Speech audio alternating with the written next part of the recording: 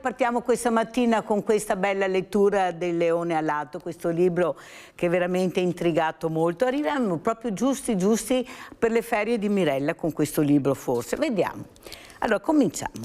È Leone a interrompere ciò che sta accadendo da lunghissimi minuti in cui entrambi all'esterno del battello osservano lo spettacolo della laguna, tintasi magicamente di rosa e azzurro al tramonto, come se da lì a poco dovesse divenire scenografia di un chissà quale spettacolo anziché la mera rappresentazione scenografica della natura, in tutta la sua intensità e semplicità.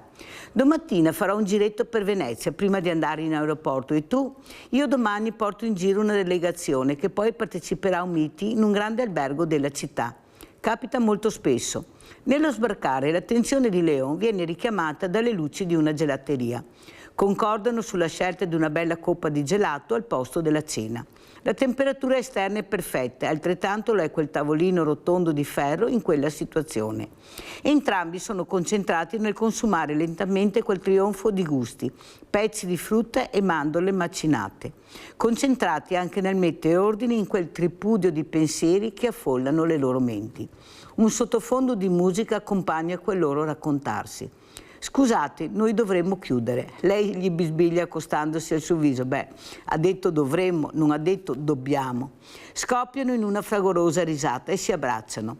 Un gesto spontaneo, inatteso, che si protrae quanto basta perché venga percepito da entrambi come linguaggio del corpo. Sono le 23 passate e solo allora realizzano di essere rimasti solo loro in giro. Domani è lunedì. La piccola utilitaria di Alessia percorre sobbalzando il breve vialetto che porta direttamente allo spiazzo dell'hotel. Alessia spegne il motore e nel giro di un secondo si trovano al centro di un concerto di grilli e cicale. Una lunga pausa in cui occhi azzurri e occhi neri si incrociano. I loro volti per un attimo si avvicinano, si fermano, poi le loro labbra si incontrano e le loro braccia si stringono di nuovo, ma stavolta in modo molto diverso. Non voglio che tu vada via e io non voglio perderti. Grazie di questi 2 giorni meravigliosi. Quando arrivo a Monaco ti chiamo. Un ultimo bacio, come se non ce ne fossero mai stati prima, uno così prima di allora. Lungo da sembrare interminabile. Il rombo della piccola macchina che si allontana. La sensazione improvvisa di vuoto che si alterna a quella di una grande energia che ora carica Leon, ma solo per qualche attimo. Poi quella sensazione di camminare su un cuscino d'aria e poi trovarsi come se fosse la testa adesso a stare appoggiata su un cuscino ad aria e pensare: è tutto vero, non è un sogno. Lei esiste veramente e addormentarsi apposta senza aver fatto la doccia per tenere addosso ancora il suo profumo e il suo bacio stampato. Ma quanto bello è sto libro, sembra di vivere queste emozioni. E lo condividiamo questa mattina con Domenico Cattai, responsabile delegazione LILT di Oderzo. Perciò le emozioni penso che anche Domenico Cattai le viva con queste donne sempre in prima linea, però anche molti uomini che appoggiano. In pochi anni veramente devo dire che gli uomini, specialmente con la LILT, hanno fatto un passo in avanti per supportare questo corpo meraviglioso, questo cervello che non smette mai di lavorare, di credere, di sperare e delle volte anche riuscire a guarire. Molte volte però grazie alla scienza, alla ricerca, alla tecnologia, ma soprattutto a queste donne che ci credono. Grazie veramente. Dovrebbe poi essere collegato anche Maurizio Pasca, presidente nazionale Silbe Fipe, paremo di Movida, speriamo che si colleghi perché sapete qui i collegamenti con me, però noi iniziamo con Domenico Cattai. Allora, tante iniziative, qui ha portato anche uno schema di quello che avviene, ma quello che avverrà, ma soprattutto i numeri che avete sono dei numeri importantissimi. Prego Cattai. Ho portato questo marchio, questo cartello che è stato un po' il simbolo di quella che è stata la Notte Rosa 2026, che proprio venerdì scorso esattamente ha attirato a Oderzo più di 3.000 donne che hanno indossato tutta questa maglietta che è stata, diciamo così, disegnata e creata apposta per questa serata, perché le donne potessero portare con loro e soprattutto portarsi a casa e nella vita questo messaggio, no? Che non è solo un trovarsi, uno stare insieme, ma di sentirsi forti, di sentirsi capaci di quella dote, di quella umanità, di quella forza che ognuno di noi ha dentro, che è speranza e fiducia, che purtroppo nella vita che facciamo e per le cose che incontriamo, per le cose che ci capitano, spesso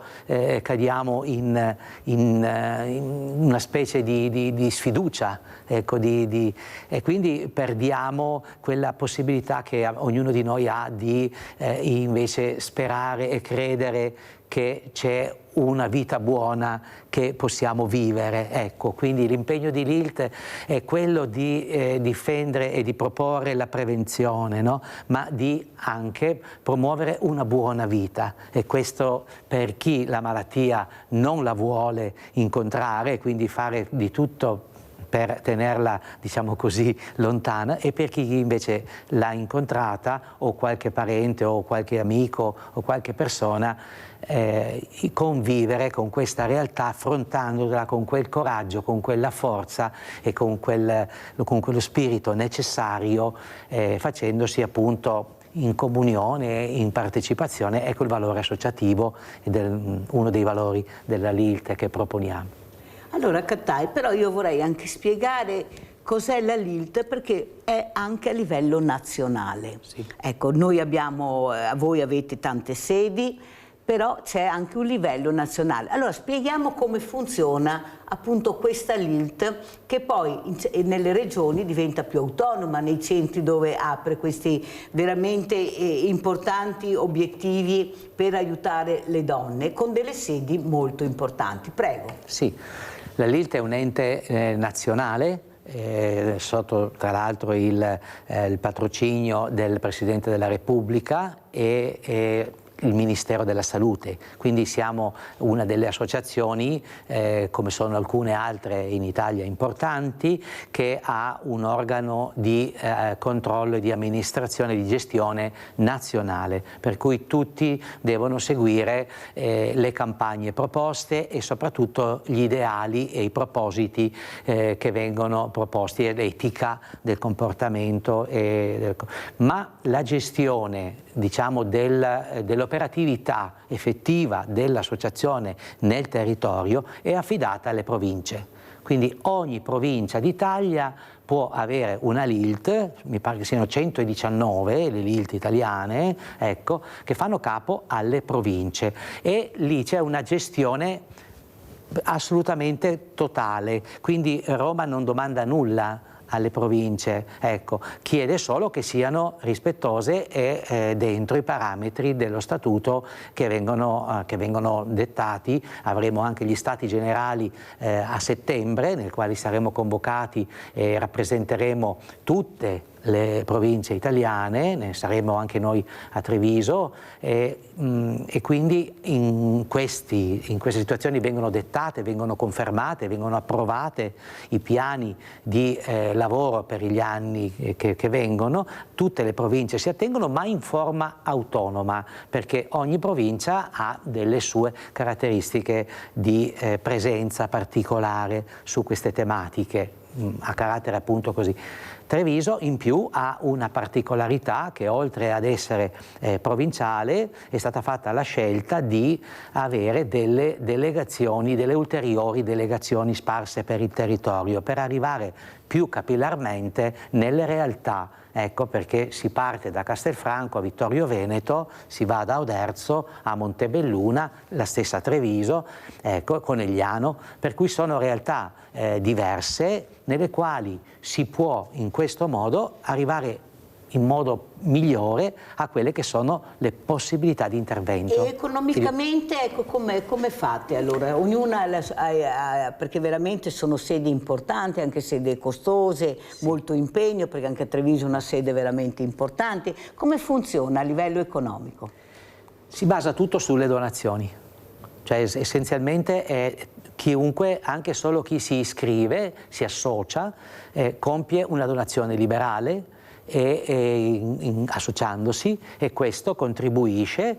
Poi le persone che vogliono, che donano, ed è quasi quotidianamente che qualcheduno lascia qualche cosa, o perché abbiamo trasportato dei loro parenti, o perché è mancato qualcuno e vogliono lasciare un lascito a favore, diciamo, di questa prospettiva, ma anche tante aziende, tante attività e anche tanti impegni che noi proponiamo. Come volontari lavoriamo non solo per proporre dei convegni o per proporre per esempio dei corsi e delle attività. Noi abbiamo un impegno importantissimo nella scuola.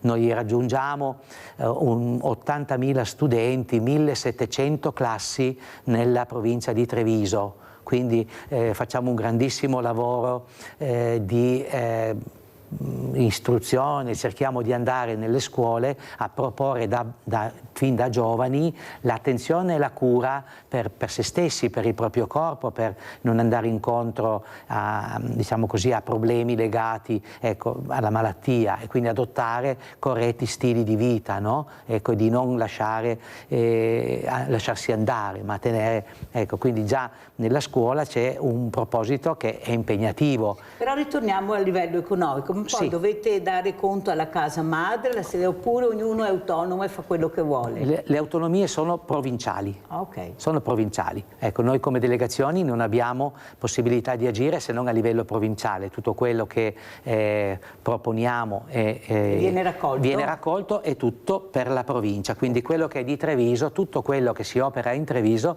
rimane in Treviso. Ecco, per cui poi anche le destinazioni a volte sono delle borse di studio per alcuni laureandi, ecco, ci sono delle attrezzature che cediamo all'ASL, anche ultimamente sono stati fatti degli importanti forniture alla pediatria di Conegliano, anche all'oncologia, allo IOV di Castelfranco, per cui abbiamo delle disponibilità anche per questo, ma soprattutto per mantenere la vita delle nostre delegazioni, dove appunto abbiamo sia attività di palestra, attività di consulenza psicologica, anche nutrizionale, ecco, abbiamo delle ginnastiche riabilitative, dei trattamenti fisioterapici di sostegno per il recupero, ecco, che va dal pavimento pelvico all'infodrenaggio per appunto le problemi di linfedema, ecco, e tante altre attività. Non dimentichiamo, importantissimo, il trasporto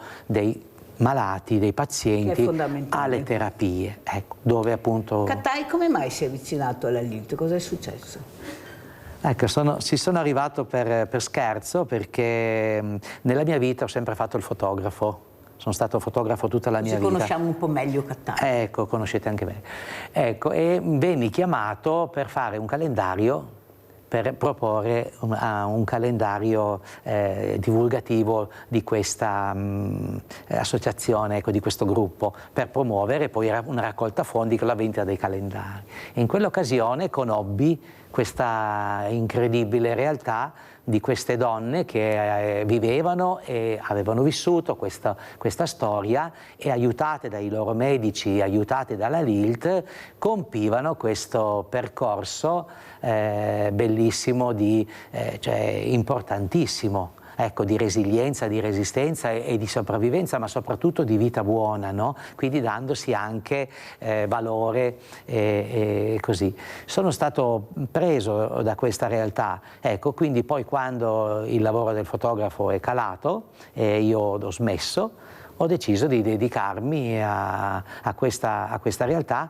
Abbiamo allargato il campo. Come la LILT non si occupa solo del tumore al seno, logicamente si occupa anche di tutti i tumori e di tutte le formazioni che sono legate appunto all'adozione di questi pilastri della prevenzione, che sono appunto l'attività fisica e il mangiare bene e sano. Lo stile di vita, lo stile di vita. Allora saluto anche Maurizio Pasca, presidente nazionale SILB FIPE. Grazie Presidente, ogni tanto ci vediamo quando inizia l'estate, specialmente io l'ho chiamata perché Presidente vorrei capire con lei se riusciamo a fare qualcosa per tutti questi incidenti stradali, questi morti che ci sono di ragazzi giovanissimi, purtroppo, molti ragazzi giovanissimi.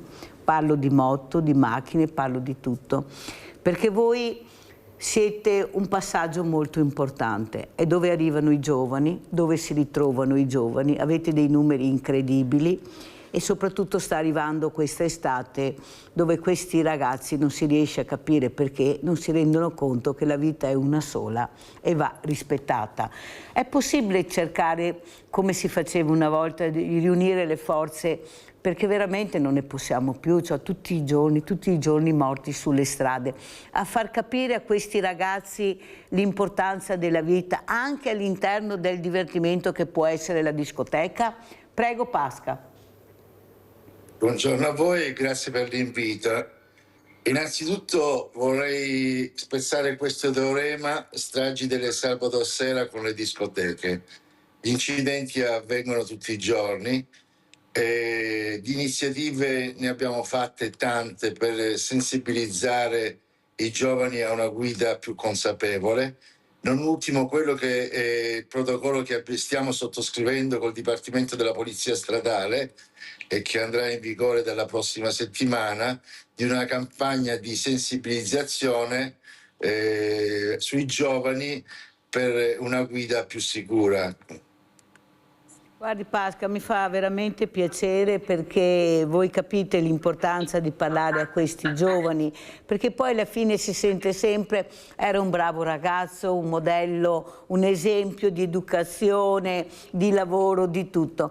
Voi che vivete con questi ragazzi rispetto a una volta, c'è un cambiamento, c'è più superficialità nel pericolo, questa morte che non li disturba più di tanto perché sanno che quando acceleri più del necessario, anche se vai anche piano, dico io delle volte, beh, è proprio un colpo di sfortuna o di fortuna, però bisogna iniziare a capire che veramente qualcosa bisogna far entrare a questi ragazzi che con questi telefonini, molti di loro si sono bevuti il cervello, non ne possiamo più. Ecco, come vede che il cambiamento? C'è un cambiamento o il giovane è sempre quello di una volta che fa le stesse cose? Oppure questi social, questi telefonini, perché voi vedete come si comportano? Ecco, cos'è? Che cambiamento vede Pasca? Ma io credo che ci sia da parte dei giovani un disprezzo per la vita. Decisamente c'è stato un cambiamento, specialmente dopo il periodo del Covid.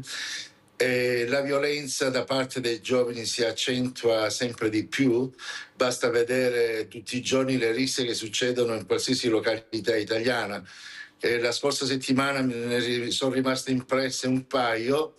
Due all'uscita di due discoteche dove un ragazzo minorenne per terra era aggredito da un branco non oso nemmeno definirli cosa, che magari su questo ragazzo qua lo riempivano di calci in pugno e in faccia. Un'altra rissa l'ho vista a Forte dei Marmi, sempre sui video, sui social, perché poi sono diventati anche virali questi video. A Forte dei Marmi ragazzi per bene di buona famiglia hanno dato vita a una rissa gigantesca e hanno distrutto un locale. Certamente l'aggressione da parte di questi giovani, specialmente minorenni, ripeto, si è accentuata negli ultimi anni. Specialmente dopo 2 anni di chiusura da parte del Covid. Ecco. Naturalmente le cause vanno ricercate all'interno della famiglia. Forse non si vigila più sui propri figli come lo era una volta. Io mi ricordo, avevo 21 anni, dovevo sposarmi, mio padre mi proibì di andare in discoteca dopo una certa ora, imponendomi appunto delle regole che oggi praticamente le famiglie non attuano più nei confronti dei propri figli. Senta Pasca, una cosa però che volevamo anche capire. Adesso c'è questo disegno di legge di punire il ragazzino minore di 14 anni. Ecco, diventa reato. Lei è d'accordo, Pasca, su queste regole più severe? Perché veramente è un'età... Io, ad esempio, ho più paura di un ragazzino col coltello che con un delinquente col coltello. Perché il delinquente bene o male lo sa maneggiare, il ragazzino va a caso, colpisce a caso questa arma che non sa usare. E soprattutto lei vede che ci sono queste armi che girano anche all'esterno, naturalmente non all'interno ma anche all'esterno. Come vede la situazione? Perché lei questa mattina ha una voce importante, Pasca, prego.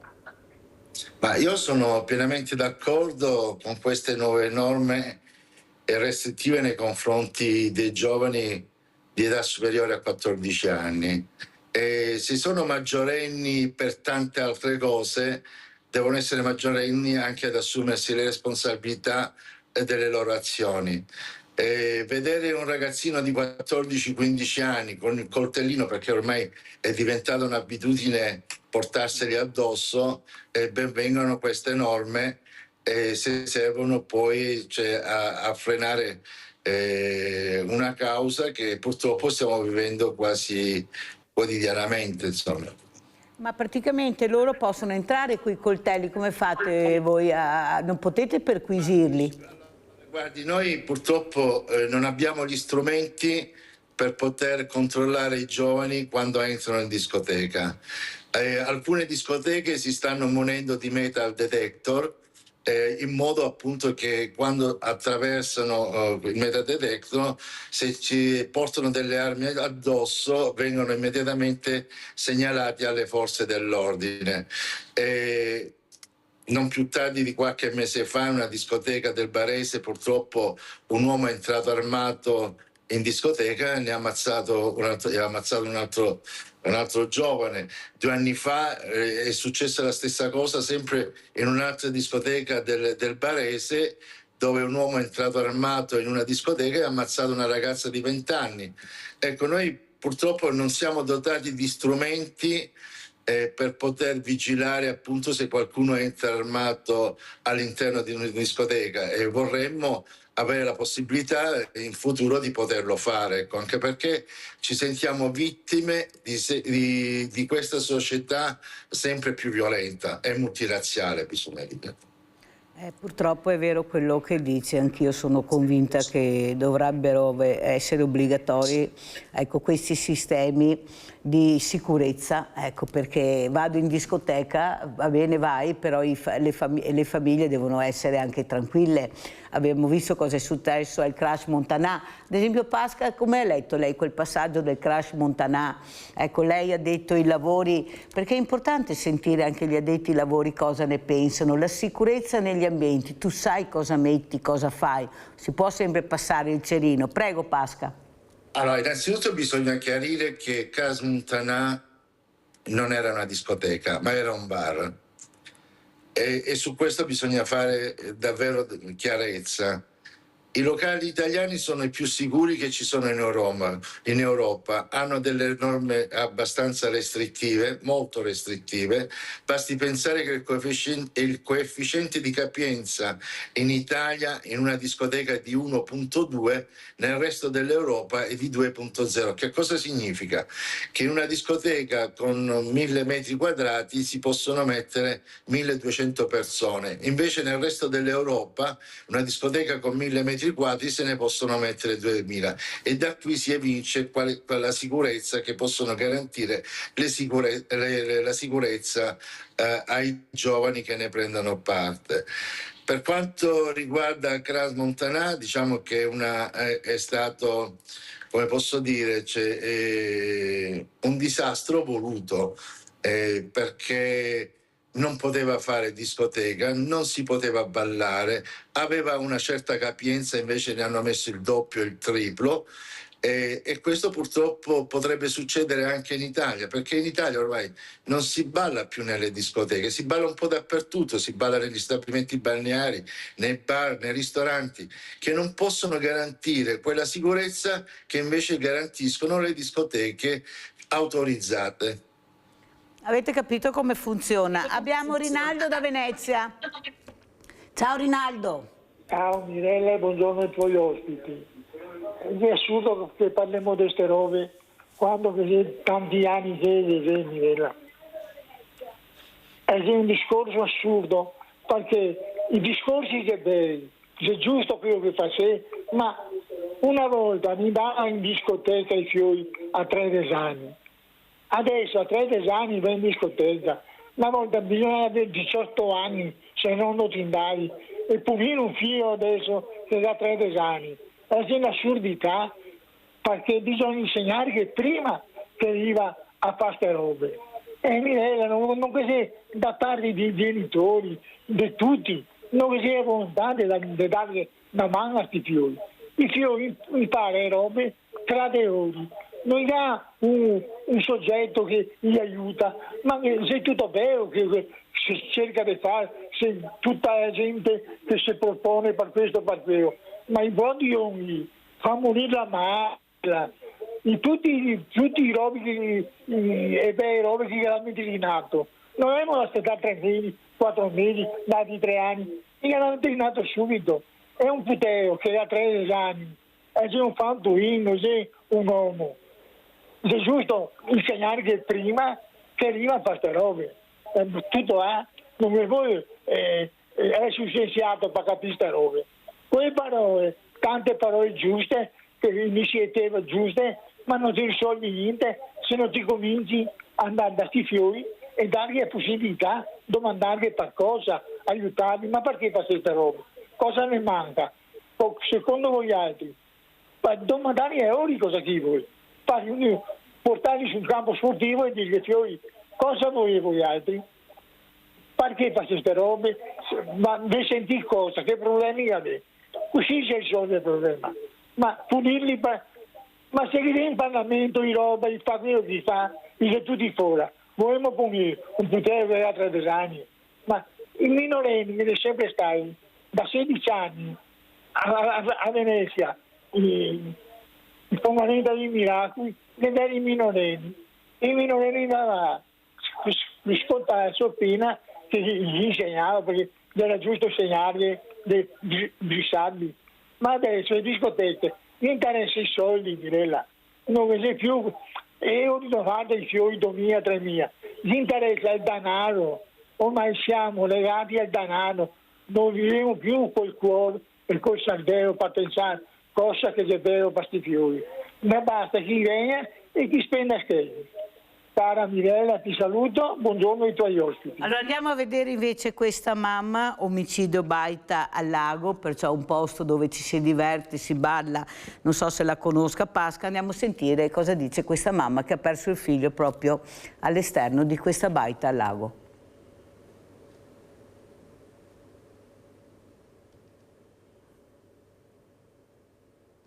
È un dolore immenso che non si spende mai. Cioè, per un spintone io non ho più accanto mio figlio e non posso più abbracciare.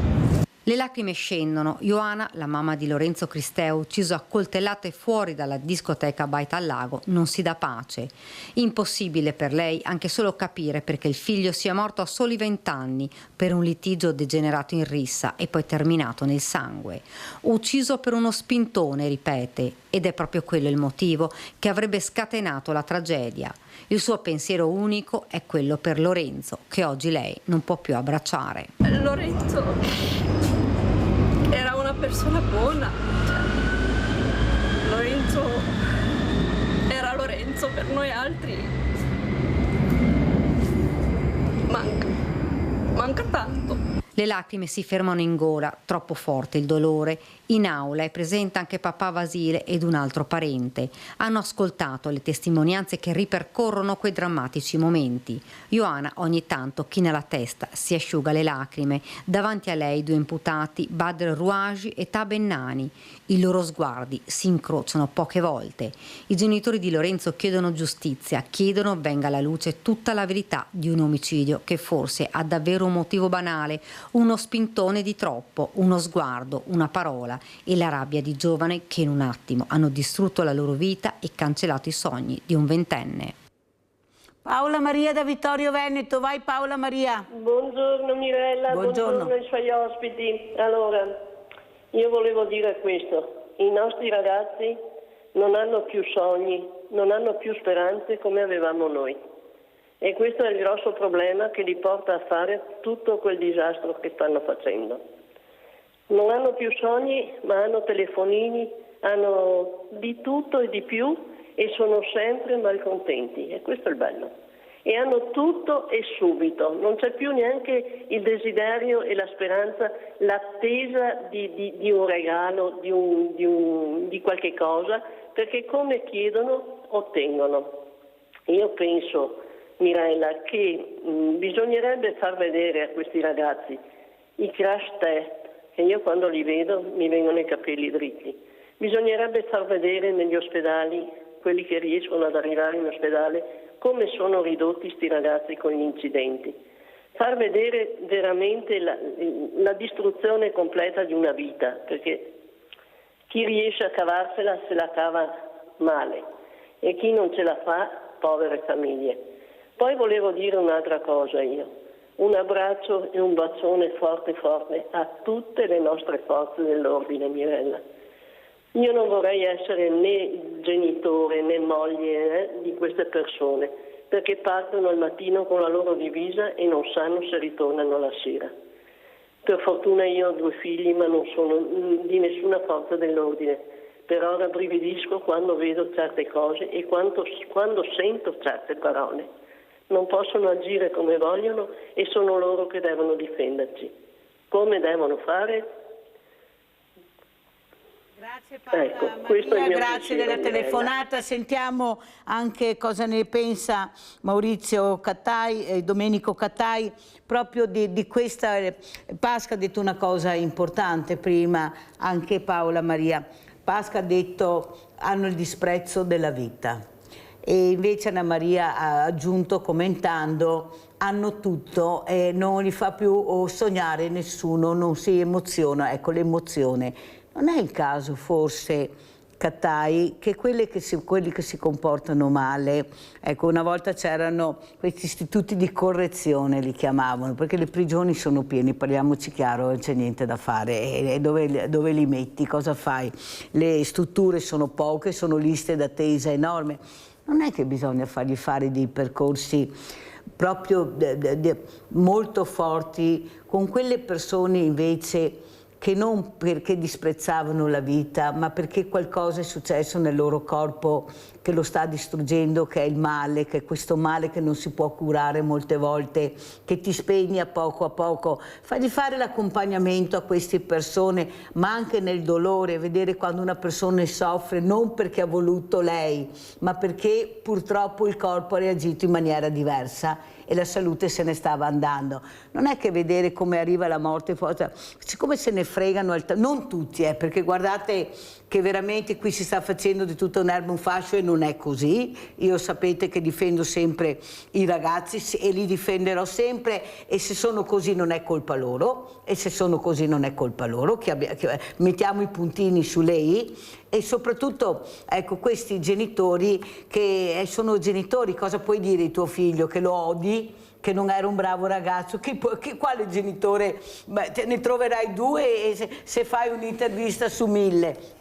Ecco, fargli incontrare la sofferenza. Forse bisognerà fare qualcosa, perché come dice Re, se tutto va bene, qualsiasi cosa posso fare, ecco, il male non mi tocca, anzi lo procuro, prego, Cattai. Ma è un argomento molto, molto delicato, molto complesso questo, no? Perché viviamo in una società, in un mondo nel quale la sofferenza viene nascosta. Si tende a non viverla, a non considerarla. Viene considerato solo il godimento, il piacere, il divertimento. Potrei farlo ma devo ancora divertirmi, non mi sposo perché la carriera viene prima e dopo ho studiato ma adesso devo divertirmi, cioè, c'è tutta una serie così. Le famiglie spesso non hanno così interessi diversi, nel senso che anche loro hanno obiettivi e cose per cui anche loro cercano di delegare ad altre situazioni anche il tempo stesso di questi figli, le vacanze e quant'altro, li mandano magari in strutture, in organizzazioni, non le tengono diciamo così vicine alle loro esperienze così. Quindi l'insieme di queste cose non aiuta senz'altro, però vedo che quando noi andiamo nelle scuole parliamo, ma soprattutto se riusciamo portargli delle testimonianze, delle presenze vere di questa realtà. Indubbiamente, come dici, serve molto l'esperienza pratica. Quando portiamo un ragazzo a parlare, non so, in uno spogliatoio ai ragazzi di avere cura della propria salute e del proprio corpo, perché magari hanno incontrato un tumore, mettiamo del testicolo, no? Che è un tumore piuttosto raro, ma esiste, ecco, e non c'è nessuna forma di prevenzione se non quella dell'autopalpazione. Si fa fatica a proporre una cosa di questo tipo, però se andiamo con un ragazzo che questa cosa l'ha vissuta, ecco, allora vediamo che l'approccio è completamente diverso, si accende un interesse e hanno più attenzione per questa cosa, quindi è vero, potrebbe avere senz'altro un appiglio in più, ecco, senza dubbio, ecco. Pasca, come commenta queste forze dell'ordine? Lei l'ha detto anche prima, dove cercate di collaborare. Ecco, come vede la situazione? Perché Paola Maria è stata chiara, ha detto: io non vorrei mai che mio figlio avesse fatto quella professione. Escono di casa e non sanno se tornano, ma è così per tutti noi, anche noi quando usciamo la mattina non sappiamo se ritorniamo a casa. Ci sono lavori e lavori, ma tutti i lavori devono avere un limite, non deve essere superato da nessuno. Cosa ne pensa Pasca? Ma innanzitutto, per quanto riguarda le forze dell'ordine, loro fanno un lavoro veramente encomiabile per fronteggiare appunto tutte le emergenze che questa vita produce. Naturalmente non sono sufficienti a vigilare su tutto. Certamente i luoghi del divertimento sono quelli meno potrebbero essere più controllati, come spesso chiediamo noi al Ministero degli Interni, perché ritengo che la presenza delle forze dell'ordine all'interno dei locali di intrattenimento possono essere un deterrente affinché non succedano fatti come quello che ha raccontato la signora, che purtroppo ha perduto un figlio a 20 anni, e so cosa significa perché anch'io ho perso un nipote a 20 anni, insomma immagino il dolore di questa madre e di questa famiglia. Cioè, morire perché uno spintone, sono delle cause che vanno ricercate. Capire il perché un ragazzo, anche minorenne, parlano di 15, 16, 17 anni, usa dei comportamenti aggressivi che possono anche portare a uccidere una persona. Bisogna capire il perché sta succedendo tutto questo. Questi ragazzi vanno educati a condurre una vita diversa, vanno educati affinché ritornino in loro quei valori e quei sentimenti che non hanno più. Quando io ho parlato di disprezzo della vita, perché sono certo di quello che ho detto, perché purtroppo io rivedo tanti ragazzi 14 anni, 15 anni, 16 anni, e li abbiamo visti anche durante il periodo del Covid, quando le discoteche sono state chiuse ininterrottamente per 2 anni. Tutte queste risse accadevano in tutte le città italiane, in tutte le piazze italiane. A me piacerebbe tanto capire il perché i ragazzi sono molto più aggressivi rispetto al passato. Forse perché noi genitori gli diamo tanto e quindi quando raggiungono i 18, 19 anni, 20 anni hanno avuto già tutto, invece noi dovevamo conquistare quotidianamente quello che adesso loro hanno in così breve tempo. Certamente una riflessione va fatta, perché magari un domani sarà peggio di quello che sta succedendo oggi, insomma. Però Pasca, è anche vero che hanno i nemici dietro l'angolo quando escono questi ragazzi. Basta vedere quante tonnellate di droga vengono sequestrate, quelle che riescono a trovare, l'alcol, il gioco d'azzardo. Non è che veramente c'è qualcuno che invece di diminuire questa rabbia, questa aggressività, la fa crescere proprio con questi mezzi? Perché noi ci domandiamo, ma come mai gira così tanta roba? Perché veramente questi hanno tanta roba quando escono da casa, voi non avete idea. Ecco, e soprattutto quella richiesta che lei ha fatto, che io la condivido in pieno, le forze dell'ordine all'interno delle discoteche.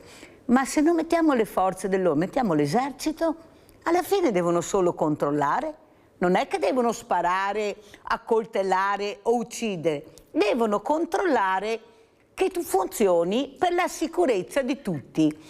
Perché non si fa questo? Vede che qua c'è qualcuno mi dice e non si può e non è il ruolo che devono avere, ma come? Ma come? Allora li addestriamo per far cosa? Una guerra che magari non arriverà mai? Cioè, perché li addestriamo queste persone pagandole, perché non è che siano là gratis, invece di metterle a disposizione della comunità per la sicurezza? Perché la protezione civile non può intervenire, perché i vigili urbani hanno dei ruoli, certe cose non le possono fare. Cioè, capisce Pasca che c'è come una volontà di continuare ad aumentare la rabbia e la permissività. Vabbè, fai e poi vedremo cosa succede. L'ha detto anche lei, famiglie di buonissima famiglia, vorrei capire cosa vuol dire anche Pasca, buona famiglia, vorrei proprio capirlo a sto punto, che si permettono di distruggere un locale. Tanto qual è il problema? I miei genitori, avvocati, soldi ne hanno e intanto io magari vado sui social e divento virale.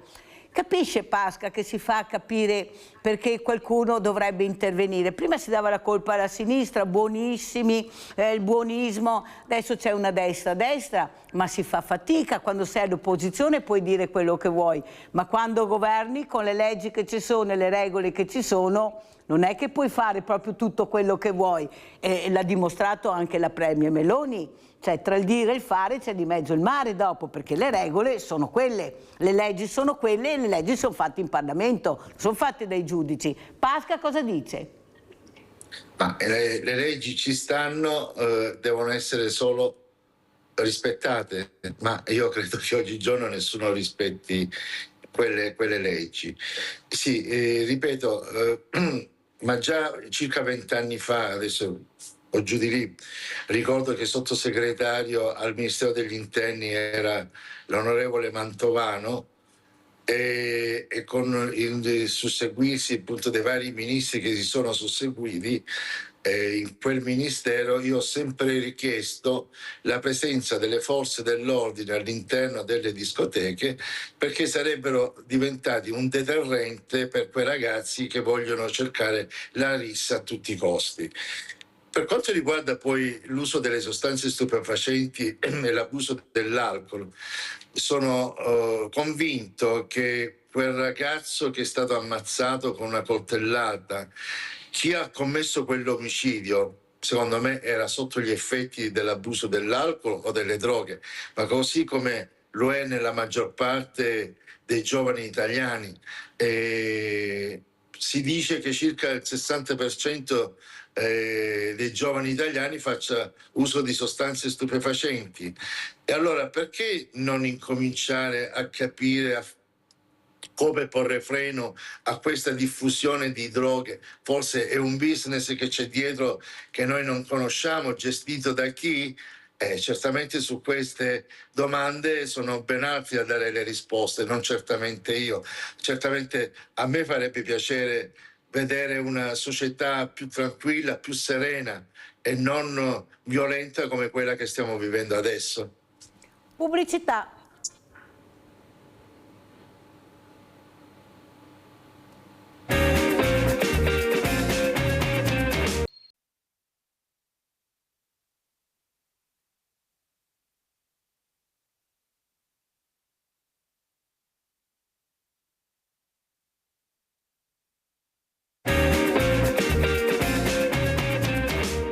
Allora, io vorrei chiedere a Domenico Cattai, ecco, dopo aver sentito, aver commentato, lei che tocca con mano invece il dolore, la disperazione per la malattia, non perché un incidente non causato da qualche mezzo o da qualche gesto inconsulto, ma perché qualcosa è successo nel tuo corpo. Ecco, non hai fatto niente, vediamo morire anche guardavo ieri persone giovanissime senza nessuna colpa. Ecco, forse questi ragazzi non hanno capito ancora la fortuna che hanno di avere un corpo sano, un corpo perfetto, bellissimo, che Madre Natura gli ha donato. Prego, Cattai. Questo è proprio il messaggio che andiamo portando nelle scuole, no? Quello del rispetto per la propria vita e per le scelte che si fa, per la propria esistenza, no? Che appunto vanno anche l'educazione al dono, l'educazione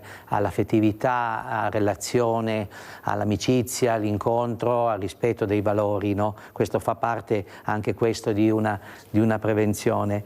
Niente, andiamo incontro chiaramente anche a questi mutamenti, a questi cambiamenti che nel nostro corpo succedono e dall'altra parte abbiamo anche una difficoltà nel mondo sanitario perché sta vivendo un momento di crisi di persone, di medici, per cui dobbiamo veramente abituarci a stare più accorti a come viviamo per non ammalarci, evitare, fare in modo di non ammalarci e quindi di adottare questi criteri di controllo sulla nostra vita, su quello che mangiamo, su come ci comportiamo, ecco, per evitare di ammalarci è importante, oppure e soprattutto di arrivare presto, no? Perché noi ci impegniamo nel sostegno, ma il nostro impegno più importante è quello di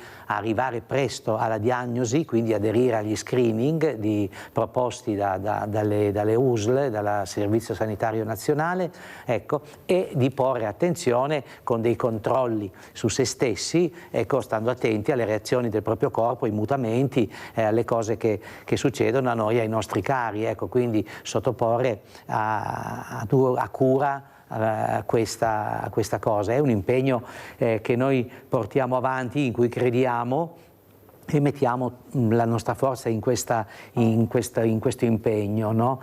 Che numeri avete, Cattai, di donne ammalate? Allora, per dire i dati del tumore al seno, che sono quelli più eclatanti, sono all'incirca nella provincia di Treviso si ammalano 900, quasi 1000 persone all'anno, quindi vuol dire che ogni giorno 3-4 donne ricevono una diagnosi di tumore al seno. Ecco. Quasi simile, leggermente meno, 700 all'anno per la prostata circa maschile, che però è una problematica di età più avanzata con cure e trattamenti diversi, mentre il tumore al seno ha appunto un'evidenza più importante. Però purtroppo il numero è crescendo, perché che io ricordo erano 600, 700 e siamo arrivati a 900 e anche l'età si tende ad abbassare. Ecco, infatti anche gli screening, ricordo, proposti dalla nostra ASL sono passati dai 50 anni, quelli offerti, ai 45, ecco, quindi dai 45 ai 75 anni vengono offerte le mammografie annuali di controllo, per cui noi veramente spingiamo perché già le nostre nel Veneto sono tra le più alte adesioni allo screening d'Italia, ecco, però abbiamo ancora un 30% che possiamo ancora migliorare. Arrivare presto alla malattia ci porta ad un 90, anche 95% di possibilità di guarigione. Allora andiamo a vedere adesso invece questo servizio che sono le piscine nuove, le nuove norme per le piscine. Prima però di vedere il servizio vorrei chiedere a Pasca, perché ci sono delle discoteche che hanno le piscine, ecco, come vedete questa situazione? Perché in Italia succede sempre questo, dopo i morti ci si accorge che qualcosa non va. Bisogna morire in Italia per forse capire che bisogna cambiare qualche regola per la sicurezza. Pasca, come vedete questa situazione? Ma fortunatamente in Italia non ci sono discoteche in cui ci sono delle piscine, quindi anche questo è diventato oggigiorno un problema. Evidentemente ci sono delle carenze, ben vengano i controlli affinché tragedie come quelle che sono successe qualche giorno fa e che hanno riguardato specialmente ragazzi non succedano più. o c'erano una volta, poi si vede che era troppo impegnativo e problematico proprio per la sicurezza e sono state tolte, perché qualcuno si era accorto che poteva essere veramente un grande problema. Certo che le regole, qualcuno, visto che paghiamo la gente e paghiamo anche i politici per mettere delle regole chiare, forse se le mettessero prima. Ecco, perché non è che sia morta una persona, abbiamo sentito i numeri di ragazzi, di persone morte in piscina, e perciò questo fa capire che forse qualcosa si può fare, se no la prevenzione a cosa serve? Devi essere a norme in tutto e per tutto prima di dare la possibilità di avere questi mezzi. Andiamo da Nadia Treviso, vai Nadia. Ciao Mirella, buongiorno ai tuoi ospiti.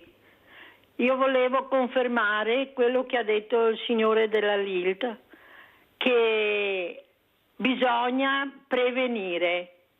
Io nel 2024, facendo l'autopalpazione, ho 77 anni e mi facevo questa autopalpazione e mi sono trovata che un nodulo. Dovevo fare la mammografia in estate, che scadeva i 2 anni, ma in estate sono stata operata. L'ho riscontrato in aprile e agosto sono stata operata, levato la mammella tutta e poi avevo i linfonodi e ho fatto la chemio, l'ho finita a gennaio 2026 e adesso ho rifatto la TAC e sono guarita. Mi chiamo fortunata o non so, comunque sono contenta e prevenire e fare l'autopalpazione. Dopo il screening di certo, ma è così, è andata.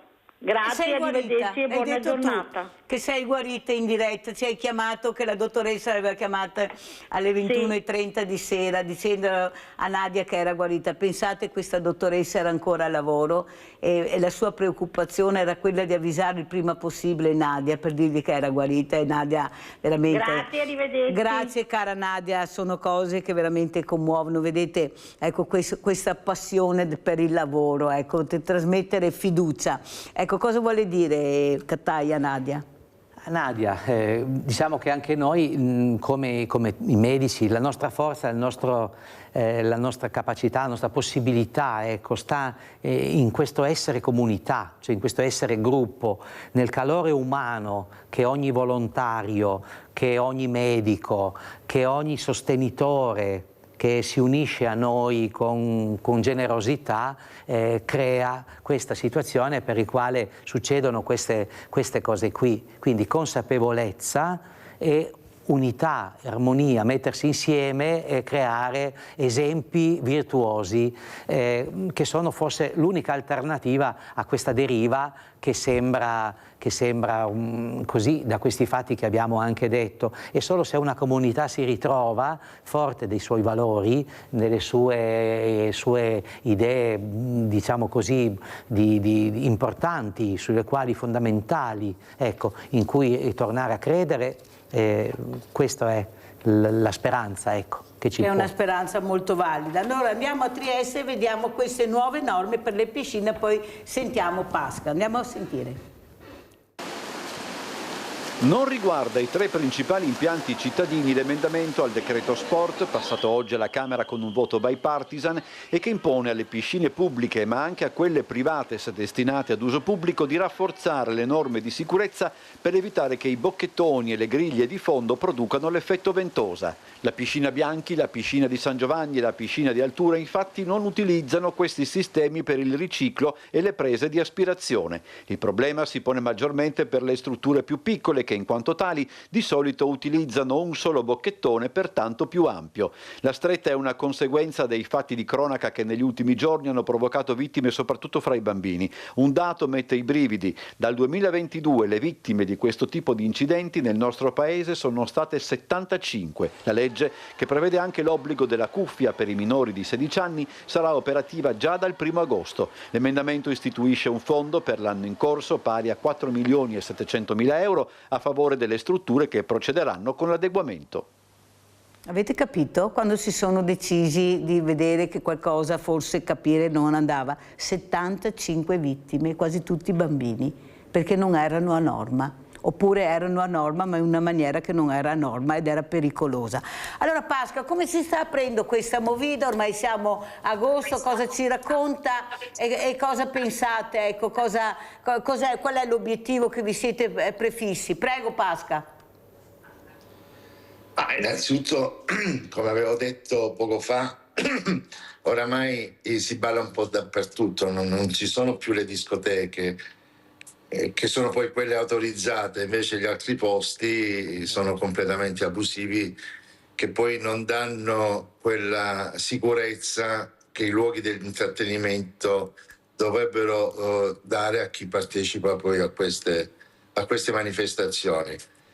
Negli ultimi anni c'è stato un calo per quanto riguarda le discoteche, specialmente dopo i 2 anni di pandemia, dove siamo stati chiusi ininterrottamente per 2 anni. Abbiamo perso circa il 30% delle attività che non hanno purtroppo più riaperto, e poi chi riaperto lo ha fatto con grandi sacrifici e grande impegno per far ritornare poi il settore, farlo ridiventare florido come era negli anni 70, 80, 90, dove si riversavano settimanalmente circa 5 milioni di persone e c'era veramente quella voglia di divertirsi in piacevole compagnia, che purtroppo oggi devo riscontrare non è più come quello di una volta, insomma. È un settore che sta cercando di riprendersi. Purtroppo soffriamo notevolmente l'abusivismo che c'è nel settore, poi specialmente in estate si balla un po' negli stabilimenti balneari, si balla negli alberghi, in luoghi improvvisati dove si affitta una villa, un casale piuttosto che un palazzo, dove si organizzano queste one night che durano solo una notte e poi il giorno dopo scompaiono, insomma.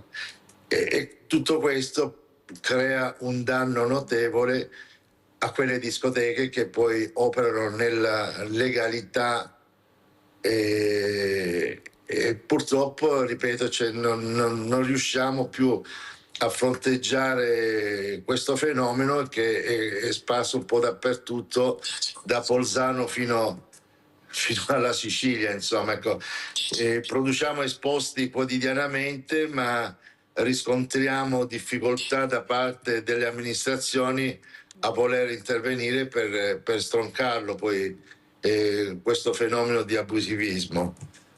Io mi auguro che in seguito possa esserci più attenzione a fronteggiarlo. Volevo dire una cosa, cioè io l'altro giorno, proprio in riferimento a tutte queste risse che stanno succedendo anche nelle discoteche o fuori dalle discoteche, ma non solo in questi luoghi, ma un po' dappertutto, ho scritto una lettera al capo di gabinetto del Ministero degli Interni, Maria Teresa Sempreviva, per portarle alla sua attenzione questa nostra preoccupazione di queste risse di cui non ci sentiamo assolutamente responsabili, perché i controlli ci stanno, li facciamo all'interno dei nostri locali, ma ci sentiamo vittime perché, come spesso accade, anche se una rissa succede al di fuori di un locale, il questore poi emette un articolo 100 con la chiusura di quel locale, anche se non c'è stata una responsabilità da parte di questi. E io mi auguro, ho chiesto tra l'altro un incontro e mi auguro che quanto prima possa esserci, per poi confrontarci su come cercare di migliorare questa situazione. La ringrazio veramente. Certo che hanno messo un nome che fa veramente pensare la segretaria del Ministro degli Interni, Marietta Sempreviva, perciò penso che il cognome è azzeccatissimo per un ruolo così importante che veramente questa donna cerca di fare. Perciò io ringrazio tantissimo, spero Maurizio Pasqua che lei eventualmente se ci sono le novità ci faccia sapere, perché come ha detto lei è un problema che riguarda tutta l'Italia da nord a sud, da est a ovest, perciò la ringrazio anche per questa passione che ha lei per la sicurezza dei suoi locali e la sicurezza delle persone che arrivano nei locali. Perciò avete sentito cosa ha chiesto, di essere ascoltato e di trovare un accordo. Io sono sicura che bisogna fare tavoli con queste persone, con gli addetti ai lavori, persone competenti, non quei politici che perché fanno parte di un partito siedono su certe poltrone e non riescono neanche a capire di cosa si parla. La competenza deve essere fatta con gli addetti ai lavori. Li abbiamo, ascoltateli e poi decidete. Grazie, grazie, pubblicità.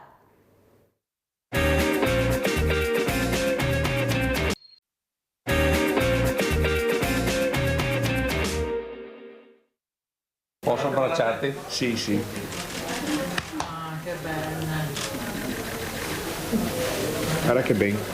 Un abbraccio che va oltre il gesto in sé, perché qui era chiuso tutto il senso del lavoro dell'oncologo e tutta la gratitudine del paziente verso il proprio medico che gli ha permesso di continuare a vivere nonostante la malattia. Questa è la vita. Mi sento... Il senso del nostro lavoro è qua. 6 anni fa a Mauro Garolla viene diagnosticato un tumore gastrico. In quel periodo l'unità di oncologia dell'ospedale di Oderzo è appena partita. Fino a quel momento, infatti, nel nosocomio Pitergino mancava il reparto creato per volontà del direttore generale Benazzi, grazie all'impegno del dottor Lamon, affiancato inizialmente solamente da una collega e da un'infermiera provenienti da Treviso. Io sono stato uno dei primi pazienti. Ero ancora quando c'era il day hospital, c'era solo Francesca e il dottor Lamon. Tra Garolla e il dottor Lamon nasce subito una sintonia che va al di là del puro rapporto medico-paziente. Quando vengo qui mi sento, scusate l'emozione, mi sento veramente in famiglia e non mi sento malato quando vengo qui. Un lungo percorso, quello affrontato da Mauro Garolla, tra i delicati interventi chirurgici, le terapie, i controlli periodici che lo riportano ogni volta ad incontrare il dottor Lamon, al quale ora lascia questo messaggio. Quando uno viene qui c'è un momento in cui si sente con un piede nella fossa e tu hai il potere, parlandogli, di farlo sentire di nuovo in vita, di farlo sentire che c'è un futuro ed un futuro anche abbastanza lungo. Oggi non potevo mancare. Oggi per me è un bellissimo giorno. Ed è un bellissimo giorno, penso, anche per Elena Tonetto, che ringrazio di essere qui. Guardate che bella che è Elena, c'è anche la mamma qua, il fratellino, proprio per dare questo esempio di forza, di speranza, di guarigione e trasmetterlo soprattutto a quelle persone che non hanno ancora capito l'importanza della vita, di essere in salute, su un corpo sano. E ringrazio anche veramente Domenico Cattai che si è fermato a salutare Elena come rappresentante della LILT, perché era dovuto questo a Elena. Elena, cosa vuoi dire? Allora, io ho avuto un linfoma di Hodgkin che mi è stato diagnosticato al 3° stadio e diciamo sono adesso in periodo di remissione, quindi la malattia è stata sconfitta, ma sono in follow up, quindi vengo continuamente seguita dall'ospedale per controlli che adesso sono semestrali e tra 2 anni e mezzo sarò dichiarata completamente guarita. Per adesso comunque è andato tutto bene. Basta vederti, Elena, guardala, guardatela. E perciò sei super contenta. Sono super contenta. Allora, prima di lasciarci Domenico Cattai, cosa vuole dire a Elena? Veramente guardate il sorriso, la bellezza che nonostante la malattia lei sa che deve ancora combattere, mancano 2 anni per avere la certezza proprio che tutto sia andato a buon fine, però bisogna sperare, bisogna crederci, anche perché abbiamo la ricerca, la scienza e la tecnologia che hanno fatto dei passi veramente da gigante e ringraziamo, anzi direi alla politica di investire di più su questo, per cortesia, grazie, dico io. Ecco, Cattai, prego. Ma mi pare che lo sguardo di Elena parli da solo, ecco, esprima tutto quello che abbiamo prima detto e lo diciamo sempre. L'importanza di volersi bene, di ascoltarsi, di prendersi cura di sé e di riconoscere che la prevenzione è soprattutto un atto di amore verso se stessi, verso la propria vita. Ecco, per cui questa è la nostra missione, questo è il nostro cammino e l'obiettivo è proprio questo, quello di ridare, o come quello che abbiamo sentito dal professor Garolla, restituire la vita difendendola, ecco, e quindi avendone cura, perché la missione più importante è proprio la prevenzione che ognuno di noi può fare su se stesso, sui propri cari. Ecco, la missione della Wilt rimane quella, sempre questa, prevenire e vivere, per cui l'amore per la vita, l'amore per l'umanità, il buon vivere, ecco, e ci darà questa la speranza e la possibilità di credere che insieme allo sviluppo della scienza, il miglioramento delle tecnologie, anche l'intelligenza artificiale adesso, ecco, saranno senz'altro gli nuovi studi che sono venuti fuori ecco, dopo l'esperienza del Covid, no? Ha portato un implemento delle ricerche. Senza dubbio avremo dei miglioramenti, ma la base ci sarà sempre l'attenzione e la cura che possiamo mettere nel prevenire. Grazie a Domenico Cattai, responsabile delegazione Wilt di Oderzo, di essere stato con noi, la ringraziamo veramente. Elena rimane qua, racconteremo la sua storia, però in attesa andiamo a vedere Frontiere Sanità. Andiamo a sentire. Io vi abbraccio, tutti vi saluto. La catena della nostra azienda ha funzionato, nel senso che un medico di famiglia si è accorto che il paziente aveva una mancanza di respiro, è giunto alla nostra attenzione, noi abbiamo fatto il nostro lavoro, che è quello di fare una visita e un'ecografia cardiaca, che hanno immediatamente evidenziato che c'erano delle masse all'interno del cuore che spiegavano perfettamente perché al signore mancasse il respiro. Tutto parte da una mancanza di fiato, ma i campanelli d'allarme per l'equipe cardiologica e cardiochirurgica dell'ULSS 2 sono scattati all'istante e da quel momento il paziente, un 39enne trevigiano, è stato ricoverato e operato d'urgenza dal dottor Minniti, che gli ha sportato 4 tumori, una patologia genetica rarissima definita sindrome di Kerney, che colpisce 1 su 1 milione. Il cuore, un cuore normale, grande come il pugno di una persona. Questi tumori erano uno di 4 centimetri e altri 3 di 1,5 centimetri, quindi erano grandi per la cavità cardiaca. Un'operazione durata 4 ore e molto complessa. L'intervento chirurgico è un intervento molto complesso che viene fatto entrando nel torace, mettendo una circolazione extracorporea, cioè una macchina che faccia da cuore e da polmone. Dobbiamo fermare il cuore, aprire il cuore. In questo caso abbiamo aperto 2 camere cardiache e rimosso questi tumori, dopodiché c'è la fase di ricostruzione delle pareti cardiache ed eventualmente delle valvole cardiache. Fatto questo, viene fatto ripartire il cuore e viene chiuso il torace. Una malattia che ha un tasso di trasmissibilità del 50%. Controlli sono stati fatti dunque sia sul padre del paziente sia sui figli. Una presa in carico totale che dimostra che fare squadra tra i reparti è sempre la chiave vincente. Oggi il paziente sta bene e anche i familiari sono entrati in follow up, il paziente è stato seguito ed è preso in carico dalla nostra struttura, che quindi verrà seguito con frequenza regolare per valutare il proseguo della traiettoria clinica nell'arco dei prossimi mesi. Ma anche se questo è un caso rarissimo, non si deve dimenticare che per avere un cuore sano bisogna sempre fare prevenzione, che il dottor Cernetti riassume così. Il fatto di avere un buon controllo del proprio peso corporeo, fare 1 ora di passeggiata al giorno, non fumare, avere una dieta povera di proteine animali e avere un buon controllo dei valori della pressione, della glicemia e del colesterolo abbatte di oltre il 50% gli eventi cardiovascolari.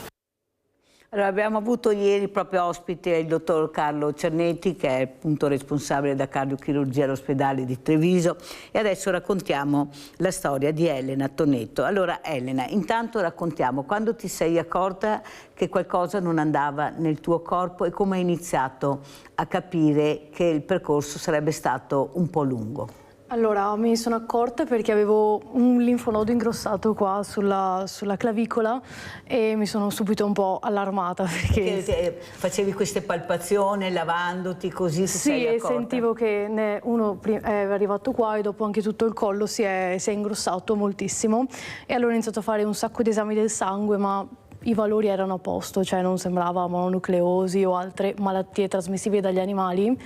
E poi, insomma, facendo tanti esami, una chirurga di Oderzo mi ha appunto fatto una biopsia, quindi ha prelevato un linfonodo e dopo è arrivata, dopo pochissimo, dopo una settimana, è arrivata la diagnosi di linfoma. Ecco, cosa si prova? In quel momento cosa hai provato, Elena? E soprattutto l'importanza di avere questa famiglia accanto, quei genitori, i fratelli, prego. Allora, diciamo che appena ho sentito la telefonata mi è crollato un po' il mondo addosso perché... Quanti anni hai, Elena? Posso chiederti? Adesso ce n'ho 20 e mi è stato diagnosticato il linfoma che ne avevo 17. Quindi sì, diciamo a 17 anni con tutta la vita davanti, avere una diagnosi del genere è stato molto molto duro, però sì, ho sempre avuto il supporto dei miei amici, della mia famiglia che mi è stata accanto, e quindi sì, diciamo che il trauma iniziale c'è stato, ma dopo in realtà ho sempre affrontato tutto con il sorriso. Forse, come diceva anche Nadia, che anche lei è stata una malata oncologica, adesso è guarita, ha avuto proprio questa bellissima notizia proprio pochi giorni fa e l'ha detto anche in diretta, cioè vivere la malattia accettando le cure, facendo capire a te stessa che la cura è buona, che farà bene al tuo corpo, invece di disprezzarla, apprezzarla questa cura e combattere assieme, perché tu sei una guerriera anche tu, ecco, forse sei una guerriera col sorriso, con la speranza, con la felicità, nonostante tutto. Questo aiuta molto, o sbaglio? Questo carattere che secondo me è un carattere ottimista, positivo, perché tu sei così, o sbaglio? Sì, diciamo che per avere un corpo in salute anche la mente deve essere in salute. Io ho affrontato le terapie dicendo riuscirò ad arrivare in fondo, riuscirò a guarire del tutto, e quindi sì, andavo in realtà in ospedale con la speranza che la medicina potesse aiutarmi, che è quello che alla fine ha fatto. Come hai trovato, ecco, questo posto? Io dico sempre che bisogna entrare negli ospedali, anzi io farei entrare tutti quei ragazzi che si comportano male, tutte quelle persone, perché è un profumo diverso, non è il profumo della strada, è un profumo dove tocchi con mano quella che è la realtà della bellezza della vita, della sofferenza della vita. Ecco, cosa ti ha colpito di più?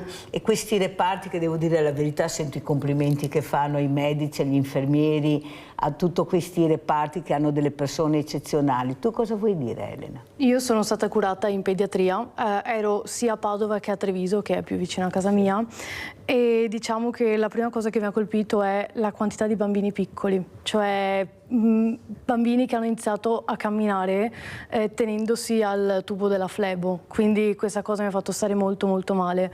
Però c'è anche da dire che negli ospedali pediatrici c'era sempre il sorriso sul volto delle infermiere, era bellissimo perché si prendevano cura di tutti, parlavano, era, diciamo, per quanto triste fosse la situazione, era un posto che io ho considerato casa per quei periodi di cura, perché è stato, sì, era un posto felice, anche, oltre alla malattia stessa.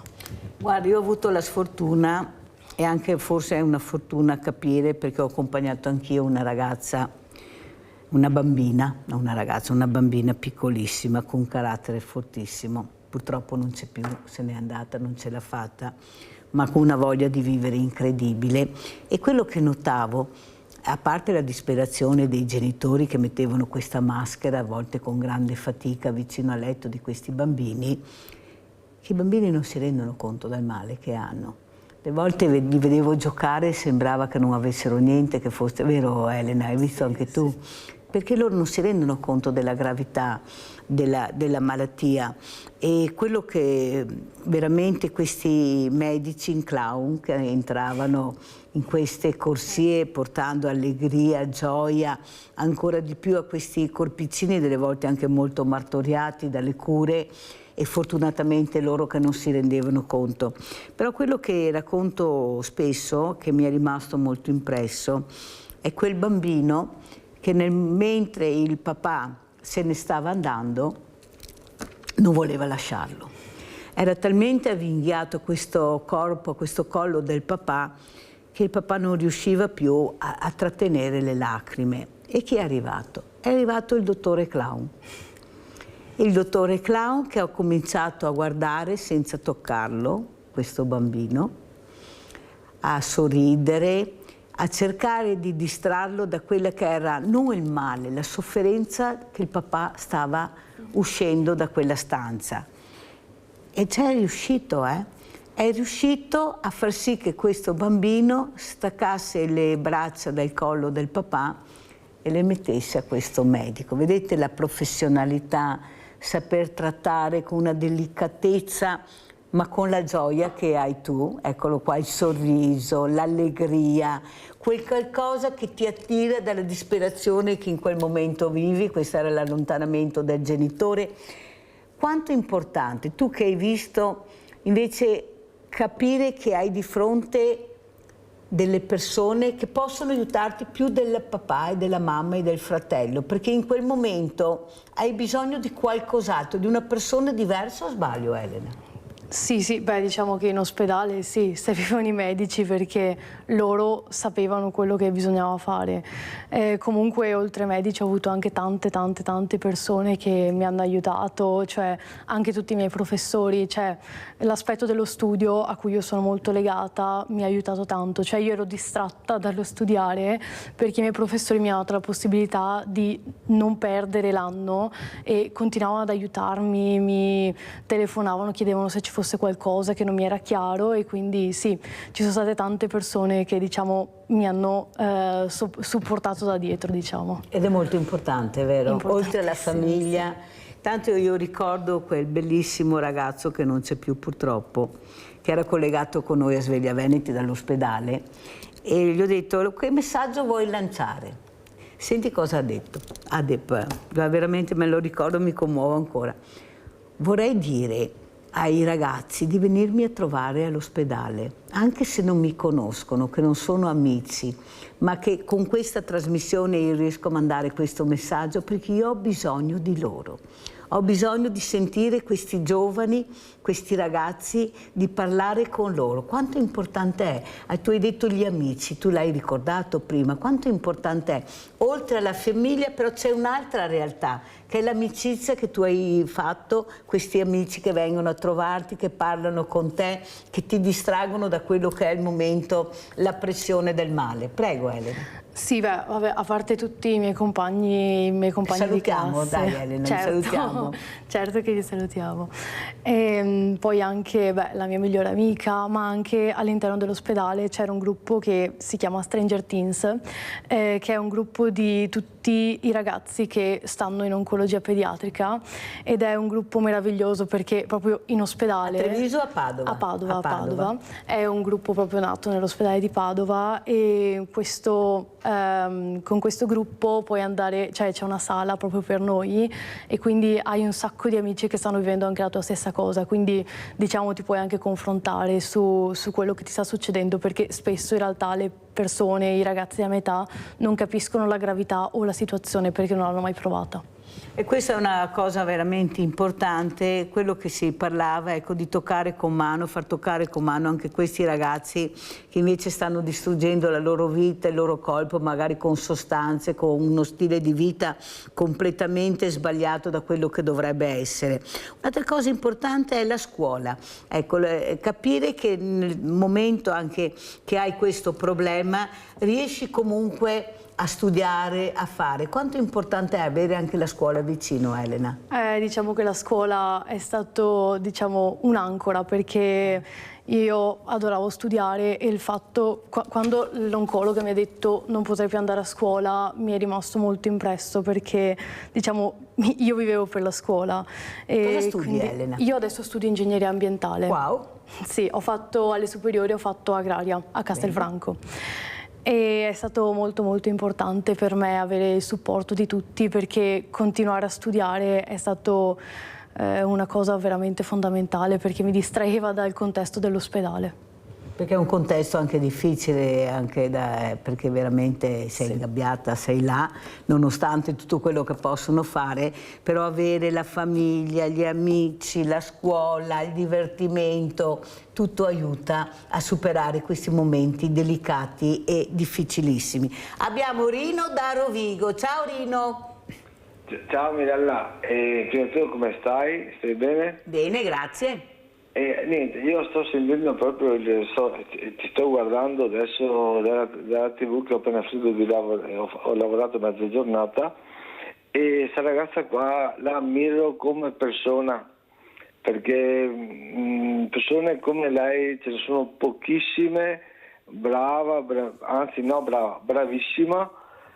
Anche perché noi abbiamo fatto una fiera alle Granzette, sarebbe una frazione di Rovigo. Abbiamo aiutato tante persone con dei problemi, che loro hanno bisogno di queste cose, essere vicini a noi, alla famiglia, alla gente, stare in compagnia con tutti che ti aiutano in tutti i sensi. Ho avuto anch'io dei problemi di salute, ho avuto tante persone che mi sono state vicine sul lavoro, e tuttora sai che lavoro su una ditta di traslochi a Rovigo. Ho delle persone che sono vicine e cercano di aiutarti, cercano di insegnarti. Adesso non so come spiegarmi. Ho un datore di lavoro eccezionale, perché ho un datore di lavoro che mi capisce, eccezionale. Specialmente adesso ho problemi anch'io in casa con mia mamma, che il 27 fa 91 anni. Salutiamo allora e facciamo gli auguri a questa mamma. Come si chiama? Mia mamma, Brazzarotto Dina. Ciao Dina, tanti auguri da tutta Sveglia Veneti. E fa conto che 2 mesi fa purtroppo ha fatto il fuoco di Sant'Antonio. Mamma mia, che doloroso. E ha avuto tanto male. Io invece fare una giornata lavorativa intera, attualmente ne faccio mezza, perché voglio stargli vicino, perché arrivare a 91 anni è un traguardo grandissimo. Mia zia 2 anni fa è morta, ne aveva 99 di anni, purtroppo. Classe de ferro tua, Sì, la mamma è sempre una mamma. Comunque ringrazio la tua cliente lì, che è stata una persona... La mia ospite, non la mia cliente, la mia ospite. La tua ospite, sì, vabbè, scusami. È eccezionale, bravissima. Comunque ti saluto, un bacione grande e vediamo di vederci presto. Okay. Grazie caro Rino, grazie ancora curi a Dina. Adesso andiamo a vedere questo riconoscimento oncologia a Treviso.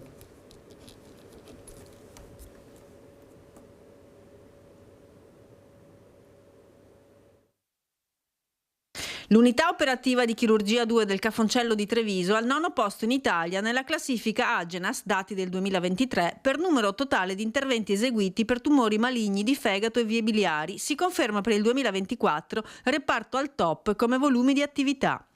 I dati consuntivi dello scorso anno registrano oltre 2.000 interventi tra elezione e urgenze, di cui 371 su fegato e vie biliari e 45 sul pancreas, con utilizzo nel 65% dei casi dell'approccio mini-invasivo laparoscopico e robotico. Numeri che riempiono di soddisfazione il primario Giacomo Zanus, che sottolinea il lavoro di squadra e l'uso delle tecnologie. L'anno scorso abbiamo portato a termine, 2024, più di 2000 interventi in cui sono state eseguite oltre 350 procedure chirurgiche sul fegato, quindi ci siamo focalizzati sulla parte oncologica epatica, però senza trascurare il resto della patologia, che in particolar modo quella del colon, che è estremamente diffusa. Un lavoro enorme che, devo dire, è stato agevolato e reso possibile da un lavoro di squadra, da un gioco di squadra importante tra quella che è la parte clinica, la parte chirurgica, quindi l'ospedale, l'università, l'accademia, quindi, che ha consentito, ci ha messo a disposizione protocolli e tipologie di resezioni, tecniche di trattamento che sono poi state eseguite grazie a tutta la tecnologia che ci ha messo a disposizione l'ospedale. Significativi risultati anche per il rispetto dei tempi d'attesa. Il 93,5% dei pazienti oncologici è stato trattato chirurgicamente entro 30 giorni dall'inserimento in lista, ma senza dimenticare i pazienti con patologie minori. Noi ovviamente abbiamo dedicato la nostra attività prevalentemente a pazienti oncologici, quindi i nostri sono interventi salvavita, assieme a quelli fatti poi in urgenza. Chiaro che questo purtroppo ha penalizzato il trattamento dei pazienti con patologia benigna. Quindi a loro chiedo, mi scuso per i tempi di attesa che stiamo peraltro in qualche modo riducendo in maniera significativa, stiamo pensando anche a loro. Malattie tumorali che non aumentano ma non diminuiscono, sulle quali però, come per la steatosi, ovvero il fegato grasso, si può lavorare in prevenzione. Quindi cercare di trasmettere alla popolazione una nuova cultura per quanto riguarda quella che è l'alimentazione e lo stile di vita, quindi la nostra dieta mediterranea, quella dei nostri nonni, e il segreto ce l'abbiamo già in mano. Poi grande attività fisica, quindi non vita sedentaria. E poi dei controlli periodici, avvalendosi di che cosa? Avvalendosi di una grande arma che abbiamo e che sono i medici di medicina generale. Abbiamo sentito anche, visto questo riconoscimento, abbiamo sentito il professor Zanos, che salutiamo. Allora, quello che volevo capire, perché Elena fa tante cose, voi la vedete così, ma lei è sempre in movimento, anzi c'è un qualcosa che lei ama tantissimo. Che cos'è, Elena? Il cavallo. Il cavallo, avete capito cos'è? Spiega allora perché sei arrivata ad avere questa passione per questo animale meraviglioso che ho avuto la fortuna di conoscere, di frequentare, e cosa fai oltre a essere una bravissima studentessa? Beh, diciamo che la passione del cavallo ce l'ho sempre avuta, è stato proprio una mia volontà andare a fare lezioni di equitazione, e poi proprio quando mi è stato diagnosticato il linfoma ho conosciuto il cavallo che adesso gestisco, che si chiama Wild, e lui mi è stato molto vicino per quanto possa essere. Io non potevo andare da lui perché i miei globuli bianchi erano bassissimi e non potevo andare in mezzo alla polvere, però io ci tenevo tantissimo perché mi faceva star male non andare da lui, e ho incontrato questo cavallino con cui sono cresciuta tantissimo, e questo mi ha fatto anche, diciamo, venire la passione di insegnare equitazione. Adesso insegno equitazione ai bambini piccoli e gli insegno appunto a stare vicino ai cavalli. Tu hai detto, lui capiva che io non stavo bene, che io avevo qualcosa, perché funziona così. I cavalli sentono moltissimo. Spiega Elena l'importanza, ecco, cosa notavi tu? Anche se non lo vedevi, tu capivi che c'era un qualcosa che ti univa anche se non era là con te. Sì, perché i cavalli percepiscono le emozioni, ma percepiscono molto in profondo quello che noi proviamo, e da come lui si comportava tendeva sempre a venirmi vicino, senza però, venendomi vicino proprio lentamente, con dolcezza, quasi a non volermi fare male. Quindi sì, anche se non era lì con me, io lo sentivo comunque legato a me. Ed era una cosa che ti faceva vivere la giornata in maniera diversa, e staccare la spina, pensare a lui, ricaricare le batterie, come mi ha detto ieri il dottor Ponzin, che mi ha detto più di staccare la spina vado a ricaricare le batterie, perché è importante ricaricare le batterie. Quanto ricarica le batterie la natura, vivere la natura, gli animali? Ecco, quando uno ha provato questa malattia importante che stai superando.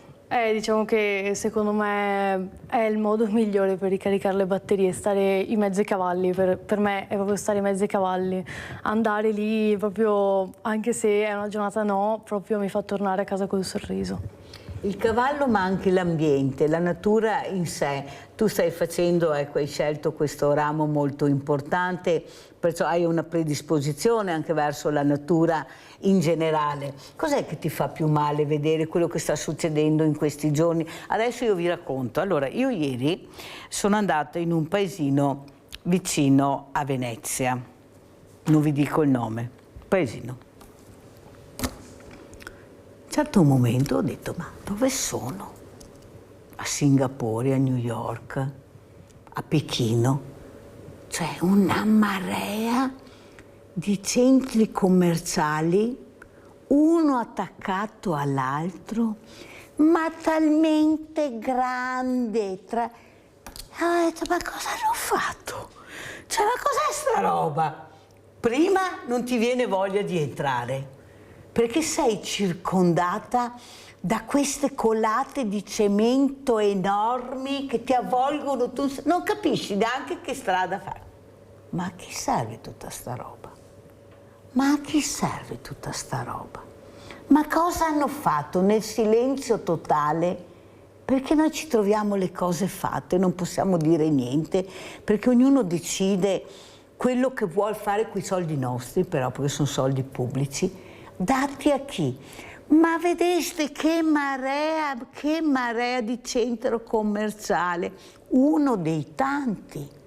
Su un paesetto che non sai neanche se non devi andare, non so se ci andrai mai. Ma cosa stanno facendo al nostro paese? Senza la trasparenza di raccontare prima cosa vogliono fare su quei prati, perché là c'era prato, bosco, c'era il verde. Guardate, io veramente mi sto chiedendo, ma come ce la stanno raccontando? Ma prima di fare questi enormi stabilimenti di negozi al dettaglio, ma come fa a vivere il negozietto? E poi proprio anche quelli nostri, prima i veneti, prima i nostri. Sì, chi ha dato queste autorizzazioni a fare queste cose mostruose? Che io ho visto, non c'era tutto questo, queste macchine, queste persone che entravano, perché vedi se c'è movimento, è vero Elena? Noti quando certo. Dicono il caldo, il freddo, ma questi mostri, a chi è andato il beneficio? Perché qualcuno ha dato un beneficio a questa roba, non di sicuro a noi, dove hanno tolto la possibilità di avere del verde in più magari. Secondo te queste cose, questi esempi non fanno capire che forse noi deleghiamo persone che non hanno capito niente quello che vogliamo, che fanno solo i propri interessi? Cosa dici? Tu che ami l'ambiente, che stai studiando per questo, Elena? Sì, diciamo che dovremmo un po' invertire la tendenza a, cioè, al posto di cementificare, togliere il cemento e iniziare a piantare alberi, ma anche soltanto prati, perché le piante sono fondamentali sotto qualsiasi punto di vista, molto meglio del cemento, diciamo, sì. E noi vediamo sorgere bene o male sempre di più e bisogna anche iniziare a parlare, a dire che così non può andare, anche perché poi quando ti rendi conto che veramente il consumo del suolo è devastante, forse riesci anche a capire cosa sta succedendo. Allora, visto quello che ha detto Elena, che ha detto bisogna tornare indietro, infatti qualcuno ha capito che forse oltre il tram bisognava fare qualcos'altro, visto che hanno tagliato gli alberi. Allora, cosa andiamo a vedere a Padova? Depavimentazione a Padova. Andiamo a vedere.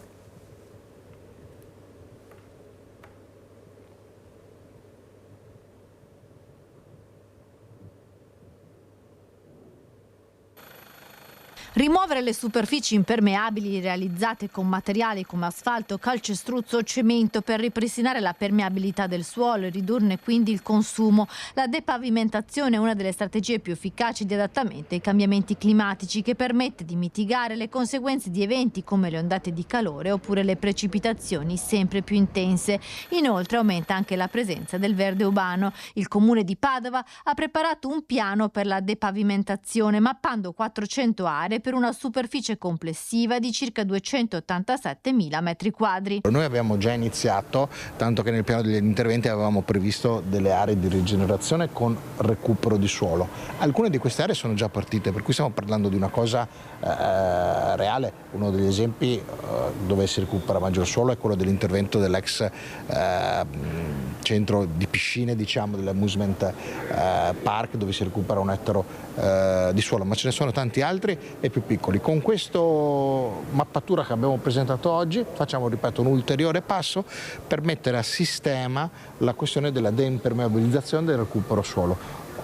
Faremo un confronto col territorio, con le consulte, con la cittadinanza. Nuove alberature, ma anche utilizzo di materiali permeabili dai colori chiari per evitare l'assorbimento di calore. Una superficie depavimentata aiuta anche a migliorare la gestione delle acque meteoriche. Dopo questa prima mappatura verrà avviato un percorso di confronto con il territorio, programmando gli interventi prioritari che verranno inseriti nel piano, che sarà poi discusso dal Consiglio Comunale. Noi dobbiamo adattare le nostre città ai cambiamenti climatici e ormai questo è un obiettivo che si stanno dando tutte le città che guardano al futuro. Cosa significa? Significa andare a rimuovere asfalto, creare quindi degli spazi che siano drenanti per la pioggia, ma sui quali far crescere essenze verdi, piantare alberi e quindi in questo modo ridurre le isole di calore che sono presenti in città, migliorare l'assorbimento delle acque meteoriche, ma anche dare una riqualificazione generale. Abbiamo già degli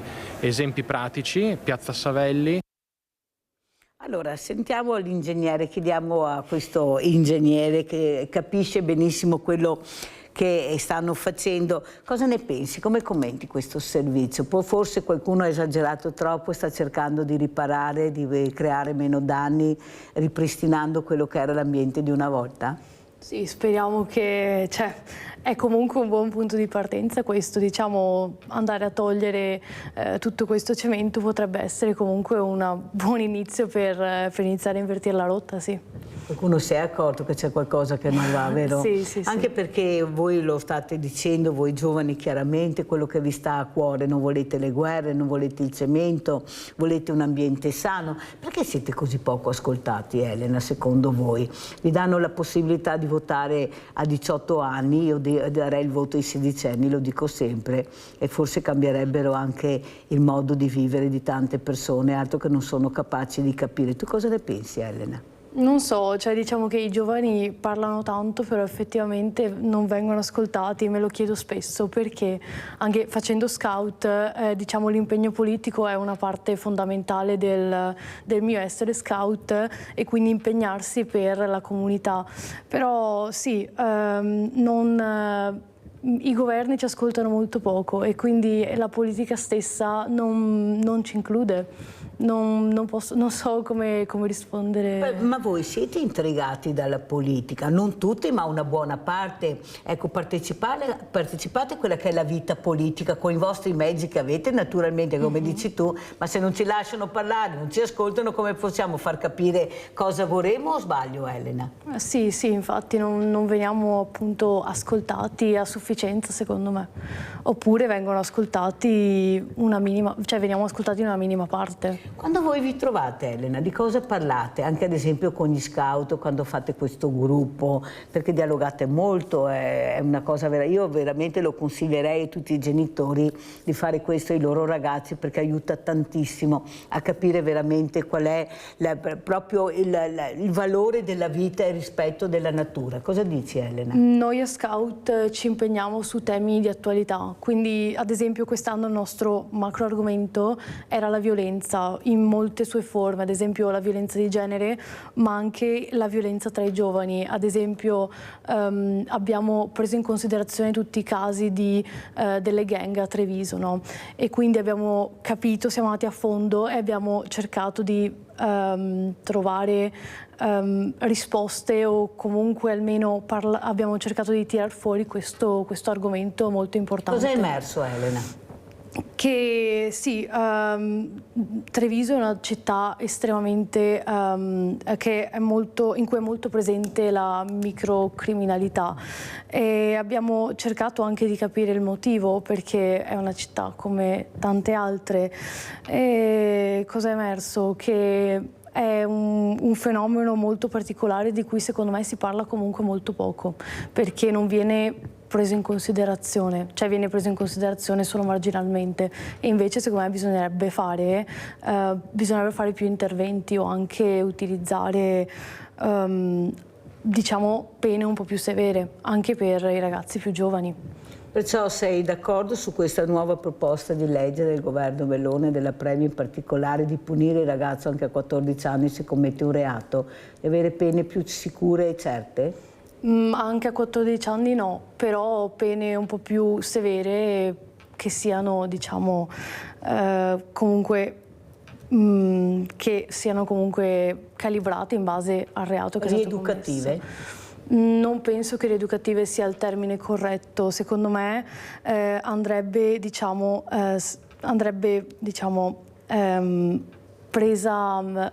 impegnati nella comunità.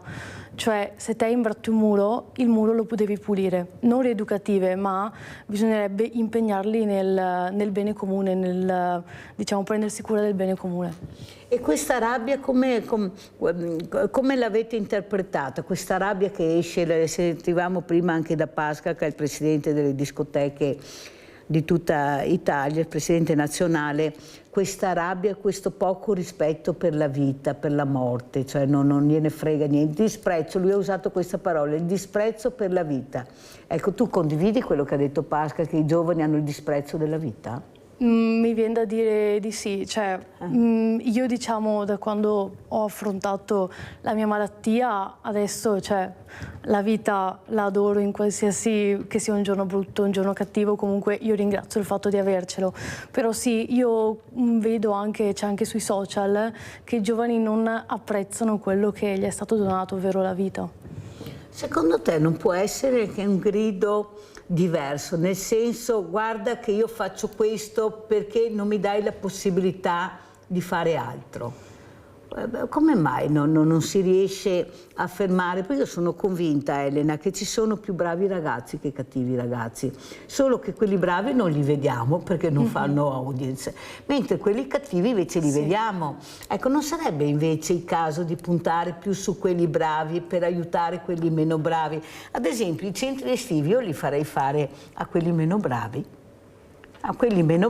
mettersi in campo, naturalmente seguiti, perché come si deve seguire tutto, non è che non si deve seguire, ma per dare l'esempio. Tu che hai sbagliato devi dare l'esempio positivo. Cosa ne pensi, Elena? Sì, sì, è come dicevo, diciamo, di metterli a fare, cioè insegnargli il rispetto per il bene di tutti, per qualsiasi cosa, insegnargli che loro possono fare delle belle cose, sì. Hai ragione sul fatto che ci sono più bravi ragazzi, perché io ne conosco tantissimi. Quelli cattivi, diciamo, che vengono fuori perché fanno scalpore. Però a questo punto bisogna anche cercare di intervenire, perché se lasciamo tutto così, ad esempio Pasca diceva che quello che vede è che tanti girano coi coltelli. Ecco, un numero che fa veramente impressione, soprattutto questa rabbia. Secondo te la cosa è dovuta a tutta sta rabbia che hanno, che poi viene tirata fuori nella maniera più sbagliata che ci sia? Dovrebbe essere una rabbia contenuta, una rabbia accompagnata, per capire che in quel momento devi capire che non si deve fare quello che vorresti fare, perché queste risse, queste lotte, veramente poi ci cade il morto, come abbiamo visto questa mamma che ha perso il figlio di 20 anni. Ecco, cos'è la rabbia per un giovane? Anche tu potresti essere stata tanto arrabbiata con la vita, ma non sei uscita col coltello, con la pistola a uccidere qualcuno perché dice guarda cosa mi è capitato. Hai cercato di superarla con un buon esempio, o sbaglio, Elena? Sì, sì, certo, cioè essere arrabbiati con la vita, secondo me, non ha senso, perché questo è quello che mi è stato dato e con questo io potevo lavorare. Cioè, noi non abbiamo, diciamo, abbiamo la possibilità di scelta, ma non su tutto, quindi noi dobbiamo controllare quello che possiamo controllare, quello che è incontrollabile dobbiamo farlo scorrere, diciamo. Quindi secondo me arrabbiarsi su cose che te non puoi controllare non ha assolutamente senso. Non ha senso e speriamo che qualcuno lo capisca. Allora andiamo a Pordenone adesso, in questo centro oncologico, per vedere questi 4 progetti e poi ne parliamo. Andiamo a sentire.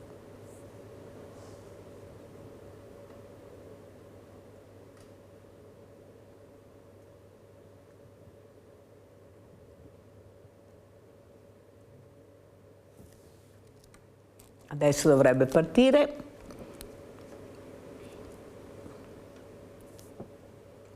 Allora, intanto che parte il progetto, cosa non pensi invece di questa, diciamo, questa intelligenza artificiale anche all'interno degli ospedali, ma soprattutto quello che sento che i ragazzi dicono sì, l'intelligenza artificiale, ma abbiamo anche paura di questo mezzo, perché se non c'è la responsabilità e l'etica può diventare un mezzo pericoloso. Allora andiamo a vedere il servizio, a sentire, poi sentiamo cosa ne pensa Elena Tonetto dell'intelligenza artificiale.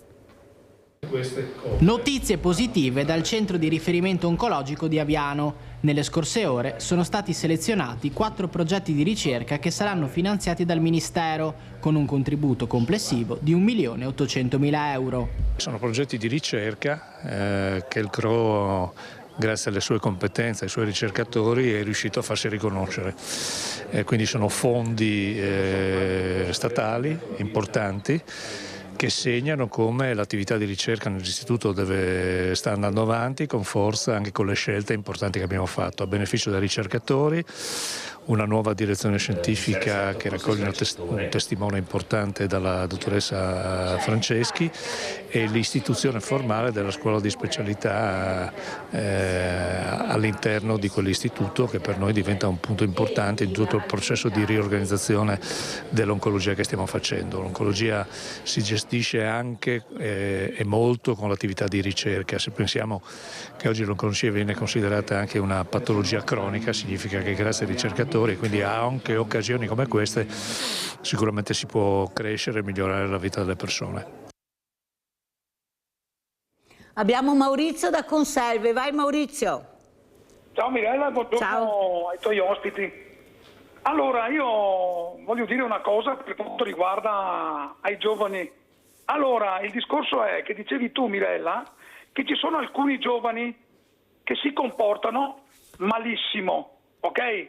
Ecco, si comportano male e sono un pericolo pubblico per la società. Questi dovrebbero pagare col carcere minorile, ok? Perché è inammissibile nel 2026 vedere giovani di un certo calibro, ok? Comportarsi in certe maniere. Rispetto non ne hanno per nessuno, fanno di tutto e di più. Allora bisognerebbe avere il pugno di ferro con queste persone. Per quanto riguarda l'intelligenza artificiale, Mirella, io purtroppo non sono d'accordo, per il semplice fatto che viene utilizzata in una maniera sproporzionata e male. Perché non so se avete saputo qualche giorno fa, dei computer in America erano impazziti. Ok? Sono entrati in certi istituti, in certi servizi e non erano più capaci di fermarli. Non so che cosa sia successo, sarà andato in tilt la memoria, l'intelligenza, non lo so. Fatto sta che non erano più capaci di bloccare. Allora, se arriviamo a questi punti, anche questa diventerà un pericolo per l'uomo e per la società. Ecco, attendo vostre risposte e buona giornata. Grazie caro Maurizio, grazie. Allora sentiamo come commenta Elena sia il servizio che abbiamo visto, l'impegno di fare sempre progetti per migliorare la sanità pubblica, che è molto importante, e poi appunto l'intelligenza artificiale molto utile, dicono, all'interno degli ospedali, però bisogna vedere dove la usi e come la usi. Prego Elena. Allora, sul primo punto, quindi sull'investimento nella sanità, è punto secondo me molto importante, perché investire in ricerca, trovare cure sempre migliori, sempre più sicure e avanti così, secondo me è veramente importante.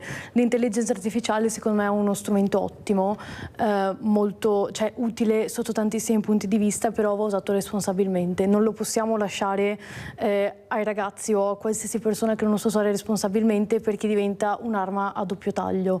Cioè in medicina può essere molto molto utile, anche nella diagnosi di tumori può essere molto importante, ma andarlo a usare in maniera sproporzionata secondo me è errato, perché riduce anche la nostra diciamo capacità di capire e di usare la nostra intelligenza. Sì, però qua sta a qualcuno decidere come si deve usare e quando si deve usare, perché come ieri avevo il presidente della fondazione della Banca degli Occhi, ad esempio per loro è fondamentale, come dici tu, l'intelligenza artificiale li aiuta, siccome è fatta anche di tanti numeri, loro hanno bisogno di numeri, di foto, questo lo aiuta tantissimo. È là che c'è il problema di capire dove usarla, come usarla e mettere delle regole, che qua in Italia non si riesce a capire, per ognuno fa le proprie regole, quali regole funzionano e quali non funzionano. Però quello che vediamo, se riusciamo a capire bene di mettere queste regole, questi interventi e questa intelligenza artificiale in aiuto delle persone e di questi operatori, questi chirurghi che stanno facendo delle cose meravigliose. Andiamo a vedere questo tumore rimosso ad un anziano, tutto ok. Andiamo a sentire.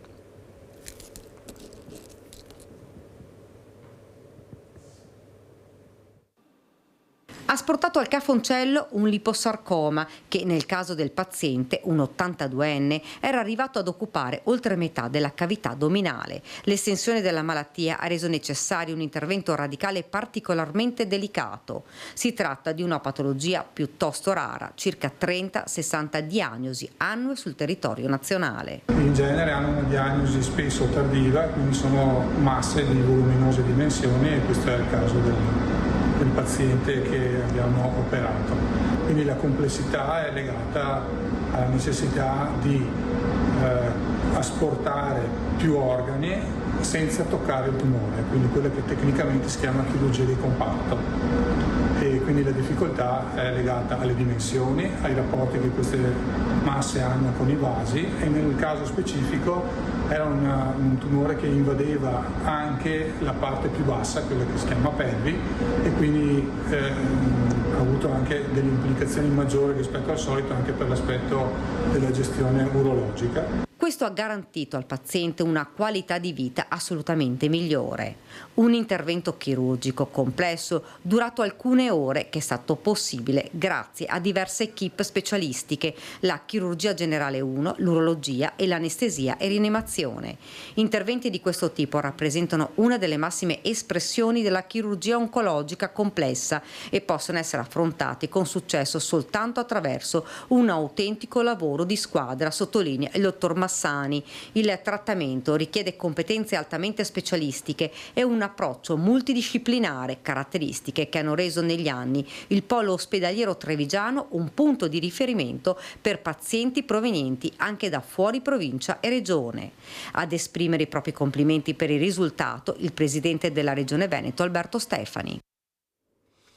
Allora, ormai siamo in chiusura. Elena Tonetto, cosa diresti al nuovo presidente della Regione Alberto Stefani, che ha messo al primo posto il sociale, che cerca di cambiare anche rotta, capendo veramente le esigenze delle persone, perché la persona deve essere al primo posto, almeno questo si è prefisso. Prego Elena. Sta facendo secondo me ha un ottimo obiettivo in testa, perché è una cosa veramente bella avere il sociale al primo posto, avere anche la sanità e anche i giovani, quindi secondo me è un ottimo obiettivo da avere. E come ci saluti? Con quale messaggio vuoi salutarci Elena? Penso che il messaggio con cui voglio salutarvi e fate un capolavoro della vostra vita, perché è una cosa importante ed è bellissimo. Che bello, un capolavoro della vostra vita. E con questa bellissima parola Elena Tonetto ci saluta, noi la ringraziamo per essere stata qui con noi a Sveglia Veneti. Complimenti Elena, complimenti a te, complimenti a questa famiglia fantastica che hai, ma soprattutto a questo carattere meraviglioso, a questo sorriso. Forse anche noi se sorridiamo un po' di più non sarebbe mica male, ecco, e ci emozioniamo un po' di più, forse farebbe bene a tutti. Grazie, grazie a Elena Tonetto. Pubblicità.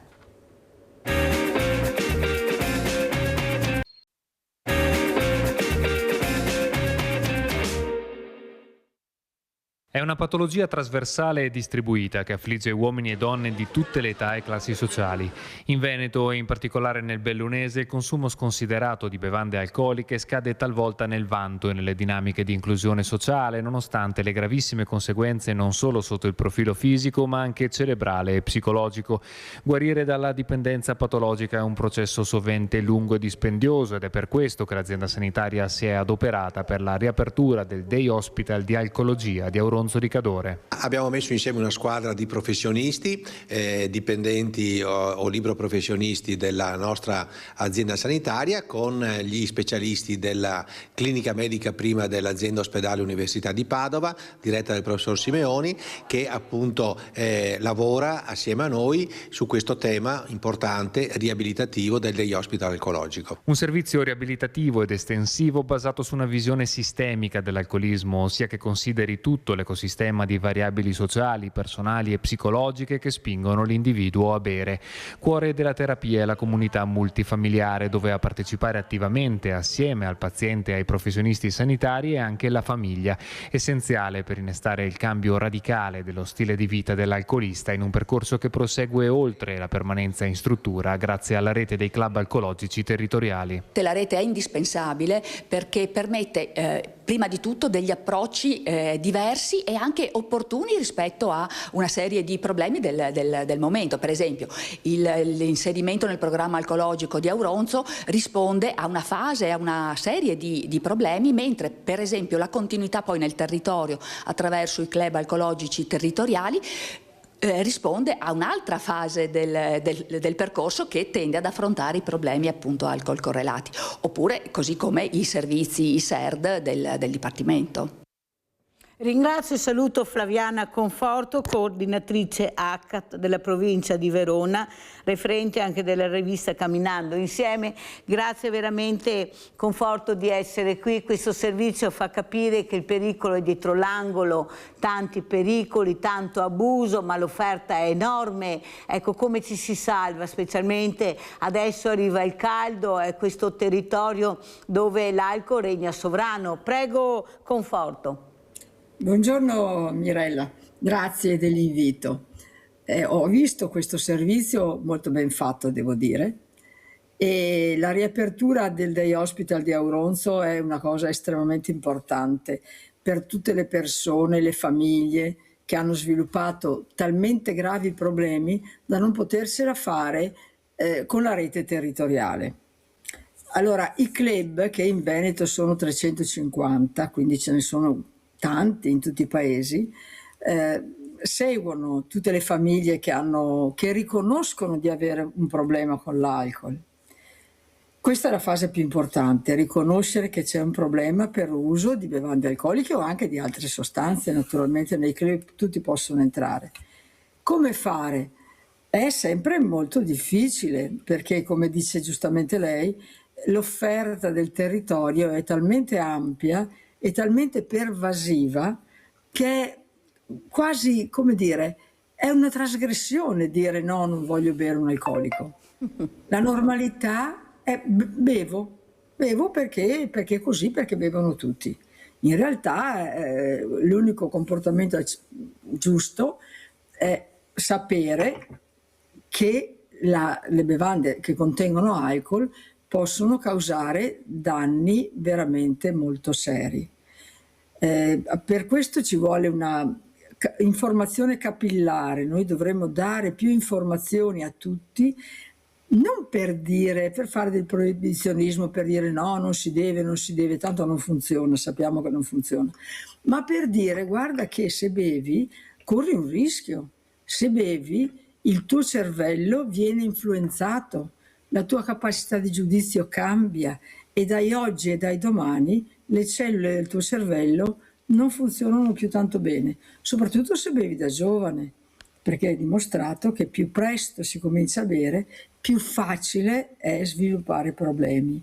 Ma c'è un'altra cosa fondamentale che dovremmo dire, come dire, tutti noi, a tutti, e cioè il nostro cervello raggiunge un livello di maturità accettabile verso i 22-23 anni.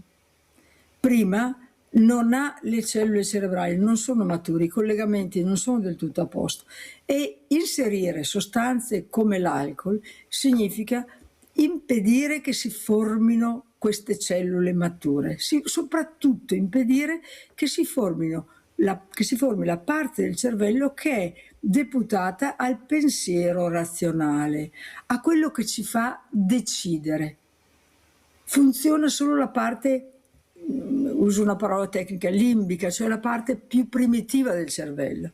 Non si formano più i pensieri razionali. Questo è gravissimo naturalmente. Ed è anche per questo che i ragazzi poi, sentivo prima l'esperienza di Elena, che i ragazzi non si controllano, soprattutto se hanno bevuto qualcosa. Sappiamo che purtroppo per i ragazzi il pericolo più grave è quello che viene chiamato binge drinking, cioè bere tanto tutto di un colpo, perché si vuole ottenere l'effetto iniziale dell'alcol, si è più socievoli, disinibiti e tutte queste cose qua. E queste sono mazzate per il cervello. Si pensa che dare ai ragazzi, soprattutto ai più giovani, queste informazioni, e cioè che se usano bevande alcoliche corrono dei grossi rischi quando diventeranno adulti.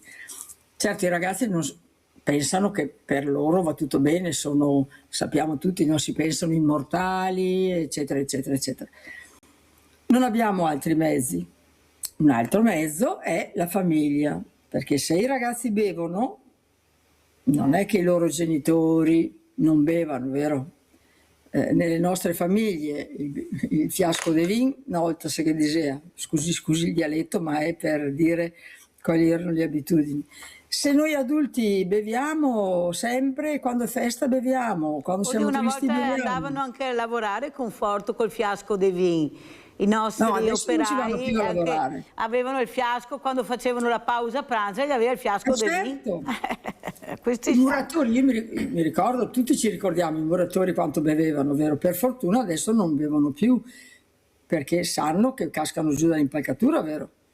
Casca giù stesso, che mancaria solo chi bevesse. Conforto, un'altra cosa però importante come messaggio, lei avrà anche dei numeri, capire perché qualcuno, che è la politica, i politici, io lo dico sempre, sono loro che devono mettere le leggi in vigore, le leggi e farle rispettare, non si rendono conto della pericolosità di quello che danno a questi ragazzi, che come escono da casa hanno il nemico fuori della porta, che è il gioco d'azzardo, le sostanze a tutti i livelli, ma anche a casa, perché tanto me lo posso ordinare su internet, qual è il problema? E queste sostanze che stanno veramente distruggendo, come dice lei, i cervelli nel silenzio di chi dovrebbe intervenire, perché si può intervenire, non è che non si possa non intervenire.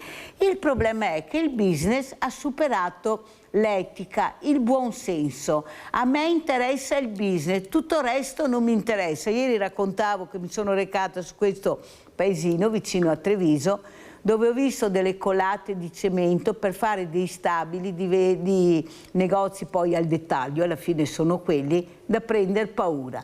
Ma a chi serve tutta sta roba? Ma qual è il profitto di togliere tutte le aree verdi per costruire questi giganti che non hanno poi i risultati che qualcuno pensava di avere o che facessero, perché la popolazione cala, siamo sempre più diversamente giovani. Chi è che va a fare la spesa su questi colossi? I soldi sono pochi. Cioè io mi sono veramente domandato ieri, ma chi è che ha autorizzato tutto questo? Su paesini che non riesce neanche a trovare nella cartina geografica. Cioè, Conforto, ma perché nessuno parla, nessuno dice? E soprattutto questi veneti che dicono che sono stati bravi, questi amministratori che bravi. Ma quando mai ci sveglieremo? È che ce la stanno raccontando bene e noi crediamo al messia di turno, quello che la raccolta bene, che si presenta bene, avendo danneggiato un territorio e non dando più la possibilità a questi giovani di respirare, perché questo sta succedendo. Prego, Conforto.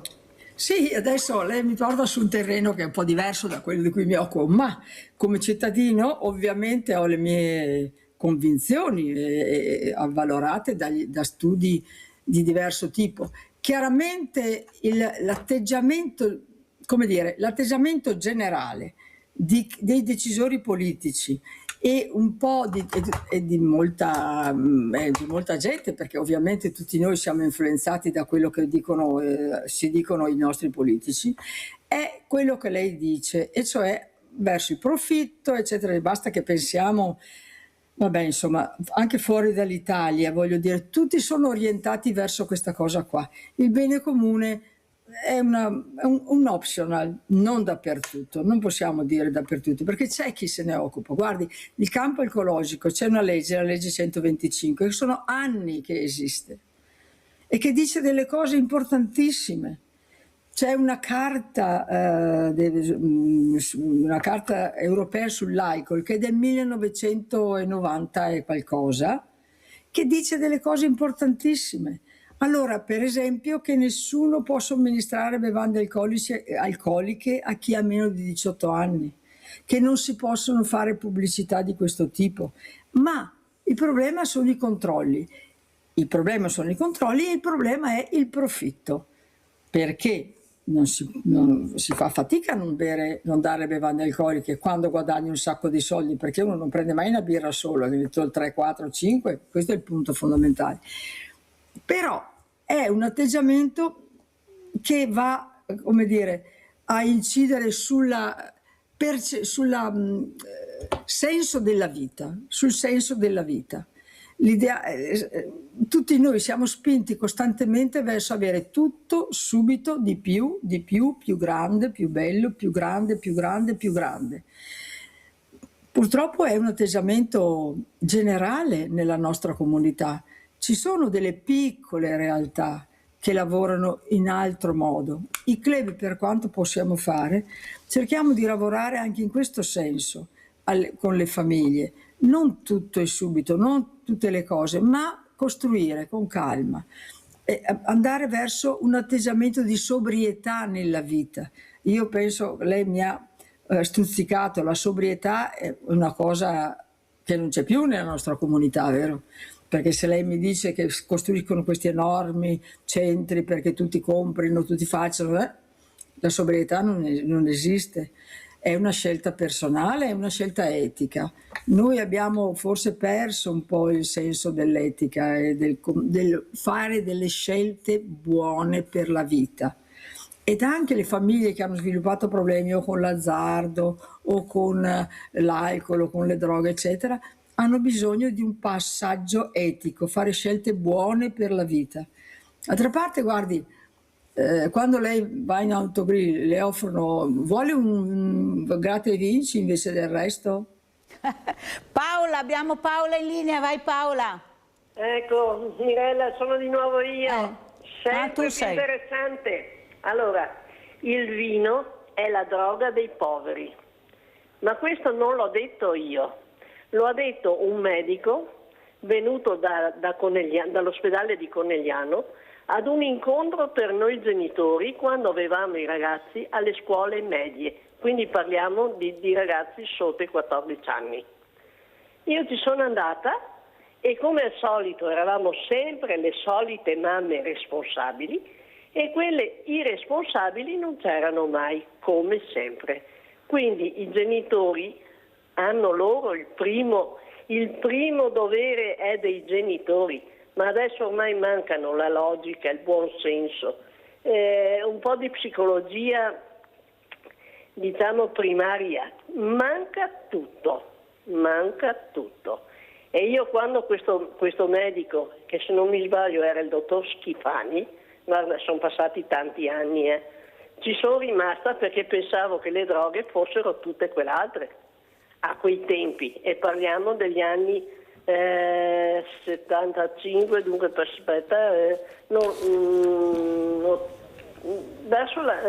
prima del 90, ecco, siamo prima del 90.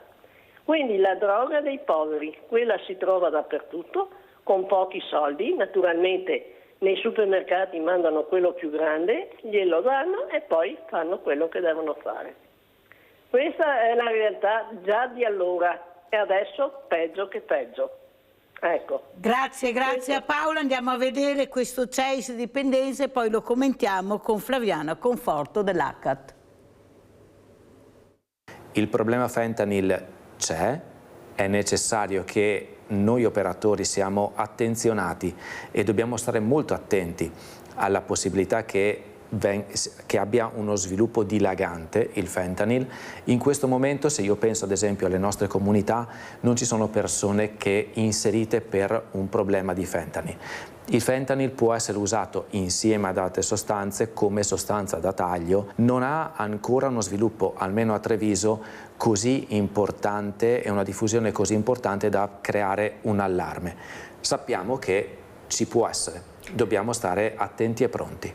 Il fentanyl, oppioide sintetico ad altissima potenza, ribattezzata la droga degli zombie, è arrivato anche sul nostro territorio, anche se al momento la sua diffusione è tenuta sotto controllo e costantemente monitorata.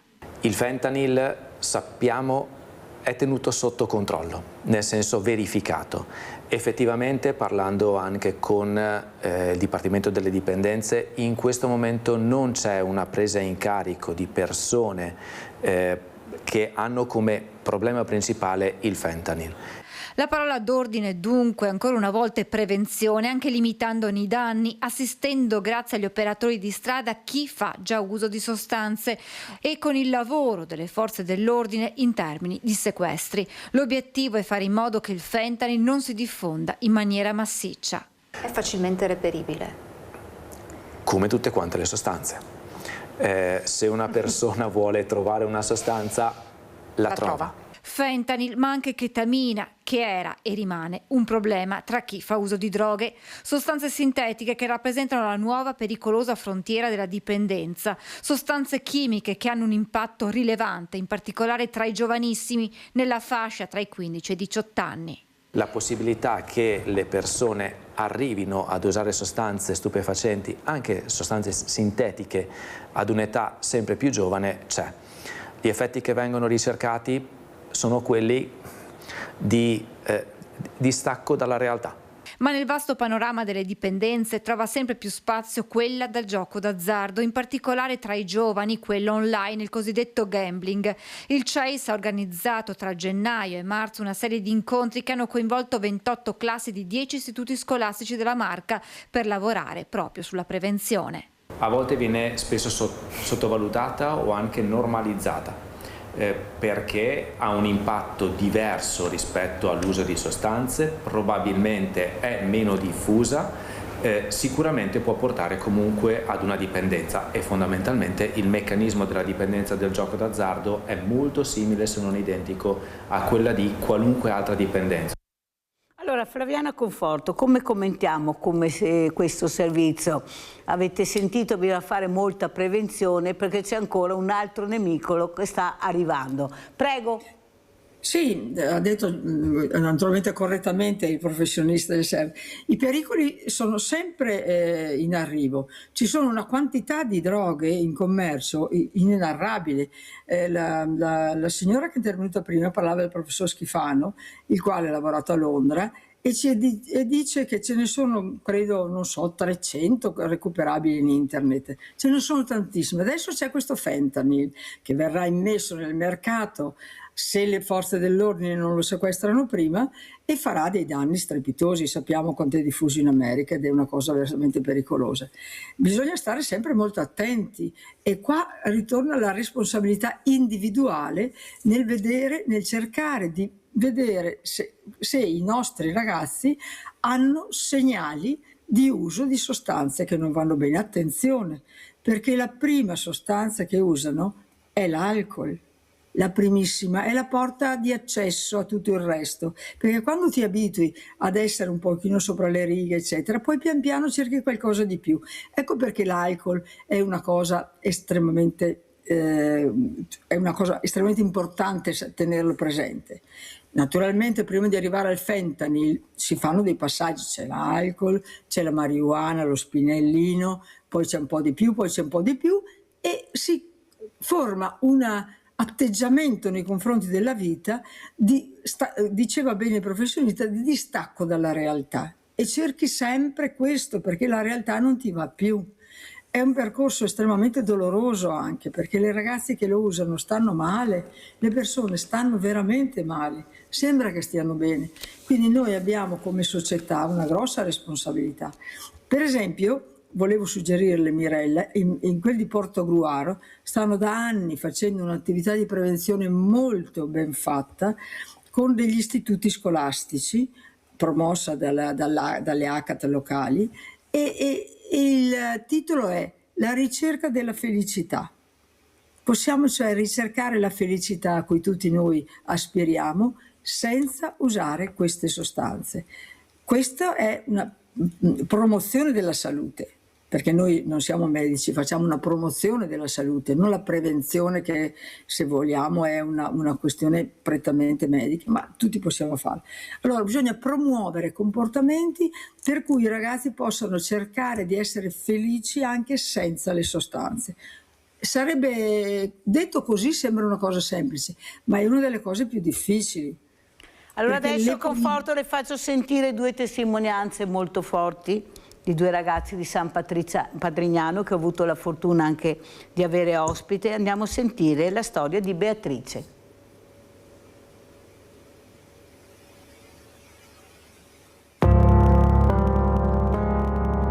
Io sono Beatrice, vengo dal Lago di Como, tra poco faccio 20 anni, sono qua a San Patrignano da 2 anni. La prima volta che ho fatto uso mi ricordo che ero in una discoteca e ero con delle mie amiche e mi hanno chiesto se volevo provare, io ho detto di sì. All'inizio avevo un po' paura perché comunque sapevo le conseguenze, sapevo cosa fosse e tutto, però lì per lì non me ne è neanche importato, perché ho detto cavolo, sono le mie amiche, cioè non penso che lo fanno anche loro, perché non posso farlo anch'io. Nella sostanza io cercavo me stessa, diciamo, perché facevo fatica a uscire dal mio corpo, nel senso non riuscivo a farmi vedere quello che ero, che ovviamente neanche con la sostanza riuscivo a far vedere chi ero veramente, perché mi alterava, però riuscivo comunque a farmi notare senza paura, senza vergogna, senza timidezza, cioè che è una cosa brutta, cioè io non avevo paura di farmi vedere in quelle situazioni, in quelle circostanze, mentre avevo più paura a farmi vedere quando ero senza, perché non riuscivo a parlare, ero timida, stavo sempre chiusa, mi sentivo a disagio. Sono arrivata qua a San Patrignano un po' costretta dai miei genitori, perché diciamo che loro con me non è che riuscivano più a tenermi, non ce la facevano più. Ho fatto tanta fatica all'inizio perché comunque ero un po' annoiata da questa vita qua a Sampa. Ero molto immatura perché stava uscendo la parte bambina, presumo, che era in me, cioè mi sentivo indifesa, capito? Cioè nel senso che avevo bisogno sempre di attenzioni. Poi dopo ovviamente sono cresciuta, sono maturata, perché poi dopo mi hanno fatto riflettere le ragazze che mi stavano dietro. Ho iniziato a essere un po' più consapevole dell'età che avevo e di cosa stavo andando incontro, quindi stavo iniziando un po' tardi a capire dove mi trovavo, perché mi trovavo qui e cosa dovevo fare soprattutto. Quindi sono anche molto contenta di questa cosa, di essermi ritrovata, cosa che prima non ero, no? Per quanto riguarda il futuro, io vorrei andare all'università, visto che adesso sto finendo l'ultimo anno. E poi mi piacerebbe tanto trasferirmi in Germania perché mi piace tantissimo la lingua, mi piace proprio il posto. Allora, Flaviana Conforto, cosa le dice questa ragazza che apre se stessa per far capire l'importanza e il rispetto della vita?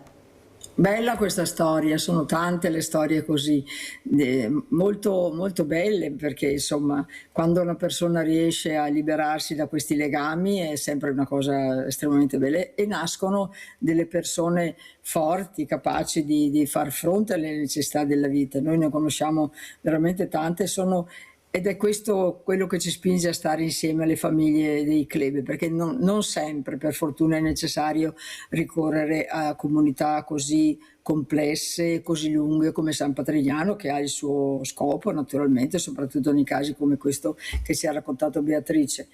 Molto spesso le famiglie con problemi riescono a farcela anche restando sul territorio e questa è una bella cosa naturalmente.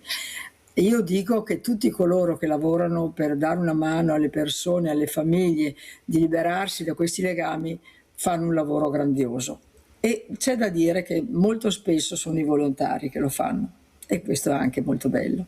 Quindi e allora adesso vogliamo conoscere anche Flaviana Conforto, perché lei si è avvicinata all'ACAT. Cosa è successo, Stefania? Perché sono sempre io, quando ho queste associazioni presente, c'è sempre un rovescio della medaglia. Perché faccio questo? Prego. Sì, allora io sono un insegnante, insegnavo nella scuola media e adesso sono in pensione.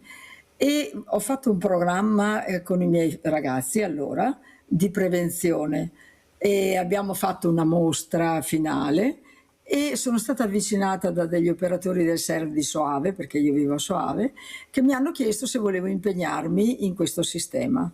Era il 1991, ho detto di sì e ho cominciato. Poi mi sono appassionata e da allora io tutti i lunedì vado a fare il club insieme alle famiglie di Soave in questo periodo. Mi occupo del giornale nazionale e poi di tante altre cose, perché è un mondo bellissimo, perché si migliora. Io penso di essere molto migliorata, me lo dico da sola, magari non è vero, ma da quando sono nei club sicuramente il mio carattere è cambiato, sono diventata più accogliente. E quindi per me è stato molto importante, anche per la mia vita personale. Ma soprattutto sai che stai facendo una cosa che fa bene alla tua comunità. E questo è importantissimo, perché se non facciamo tutti noi qualche cosa, non possiamo aspettarci sempre qualcosa dagli altri. È fondamentale che come possiamo diamo una mano. Non che aiutiamo, diamo una mano, camminiamo insieme agli altri. Il volontariato, lei lo sa, Mirella, che è fondamentale in Veneto, vero? È fondamentale per tantissime cose. Però e Flaviana, anche in questo campo. Corro perché ormai il tempo è tiranno e stiamo chiudendo. Ma non pensa, lei l'ha detto prima, non è che bevono una birra, bevono 3, 4, 5 birre, ma una birra costa minimo 4 euro, minimo. Uno spritz costa anche questo dai 4 ai 5 euro e una canna costa anche quella. Cioè, come mai questi genitori non si accorgono che questi ragazzi, per fare questo, perché veramente si vede, devono avere anche dei soldi? Chi è che dà questi soldi a questi ragazzi? Cioè, questo genitore che butta sempre la polvere sotto il tappeto, vabbè, ha bevuto, ma come ha bevuto? Dove ha bevuto? Con chi ha bevuto? Chi è che ha pagato questa canna, questa birra, ecco, questa sigaretta, questo gratta e vinci? Chi è che ha pagato questo? Perché sta paghetta a 6 anni, perché mi fai qualcosa, ti do la paghetta. Io sono contraria e glielo dico subito alla paghetta, tu fai e basta, appunto, è il tuo dovere. Però sono stata contestata anche da addetti ai lavori dicendo ma è una forma di economia che devono imparare. Ma cioè io non ci sto mica tanto a sta storia, puoi imparare anche in maniera diversa, perché sta paghetta a 7-8 anni, che poi non basta più a 10, poi non basta più a 12, è il genitore che aumenta perché sì, ma si deve divertire. Cioè non è che abbiamo sbagliato tutto. Cosa dice Flaviana? Ma la paghetta è una questione veramente... Nelle famiglie si discute tanto su questa storia della paghetta. Un minimo di autonomia è chiaro che i ragazzi devono avere, bisogna insegnarli ad usare il denaro. Il problema è anche un altro: quando diventano adolescenti, io personalmente dico che gli adolescenti sono degli extraterrestri. Chi li capisce è bravo, sono extraterrestri, parlano un'altra lingua, si comportano in un modo diverso, i genitori non ci capiscono più niente. D'altra parte i genitori è la prima volta che hanno gli adolescenti, quindi non è che siano già esperti. E attenzione, il borsellino della mamma o del papà potrebbe finanziare di nascosto queste cose che fanno i ragazzi, oppure se lavorano utilizzano i loro soldi per fare questo. Ora, le economie familiari sono difficili da discutere, lei lo sa meglio di me, è difficilissimo entrare in questo campo, ma se in una famiglia, come dire, si vive nel principio della solidarietà, in una famiglia si è solidali, non bisogna essere pagati per quello che si fa, se no sai la mamma quante volte viene pagata, una roba incredibile, vero? Si è solidali, ognuno fa quello che deve fare, fa in modo tale che la famiglia funzioni tutto, la pulizia, il cibo, anche l'economia. E in questo penso che noi adulti dobbiamo dare l'esempio, ovviamente. Perché se il papà si tiene il suo stipendio e non vuole dividerlo con la mamma e viceversa, dopo tutti crescono così. Allora, quando i ragazzi guadagnano i loro soldi diventa una cosa complessa se non si è preparato il terreno per dire facciamo un discorso di solidarietà. Allora familiare. Flaviana, lei è stata insegnante, quanta importanza ha la scuola? Corro perché proprio a pochi minuti. Corriamo. Lei con la scuola, l'importanza della scuola, anche quella che è un'economia domestica che dovrebbe esserci. Ma guardi, la scuola non è che possa fare tutto, però nella scuola si possono favorire comportamenti di solidarietà tra i ragazzi. Questo sì, questo deve essere solidarietà con tutti, con gli stranieri, con chi fa meno, che ha più difficoltà, e in tutti. Quando si sviluppa il senso della solidarietà, poi dilaga, poi va anche verso altre cose. Questo è molto importante. Io credo che la fraternità e la solidarietà comincino dalla scuola materna, poi nella scuola dell'obbligo, poi sempre. Però questo è un compito educativo fondamentale della scuola, non è che entri nell'economia delle famiglie, ma sul principio di fraternità e solidarietà io credo che bisogna assolutamente investire. I ragazzi cambiano e quando diventano adolescenti lì bisogna stare molto attenti, anche per i comportamenti dell'azzardo, perché l'azzardo non è un gioco, il gioco è un'altra cosa, infatti gli inglesi non lo chiamano gioco, lo chiamano gambling. Una parola specifica, perché l'azzardo è azzardo e dà, come diceva il professionista, gli stessi stimoli e le stesse soddisfazioni del bere, del farsi, eccetera, eccetera. Quindi è estremamente pericoloso. Ma i genitori vedono se un ragazzo, se cominciano a mancare i soldi dalla banca perché il ragazzo ha rubato il numero della carta di credito, perché se si fa gaming si usa la carta di credito. La carta di credito ce l'hanno i genitori. Noi genitori facciamo fatica ad accettare che i nostri figli abbiano dei problemi, facciamo veramente tanta fatica e dovremmo essere un po' aiutati e stimolati a guardarli ad occhi aperti. Gli vogliamo bene lo stesso, anche se fanno delle cazzate immense, però bisogna riconoscerle, se no... Cos'è, Flaviana Conforto, la cosa che la preoccupa di più in questo momento? Ecco, stiamo chiudendo il 2026, cos'è che le fa più paura e che la preoccupa di più per questi ragazzi, per queste persone fragili? La solitudine affettiva, la solitudine nel senso che non parlano con i genitori, non parlano tra di loro. Anche dei genitori mi fa paura la solitudine, perché se c'è comunità, magari si litiga, magari si hanno idee diverse, ma si sta meglio. E la solitudine è una gran brutta bestia. I ragazzi amano starsene chiusi nella loro cameretta con il telefono e questa è solitudine. Questo per me è la cosa più preoccupante. Avete capito cos'è la cosa che preoccupa di più Flaviana Conforto, che ha spiegato molto bene il problema e siamo sempre là, il primo anello della catena è la famiglia, non c'è niente da fare.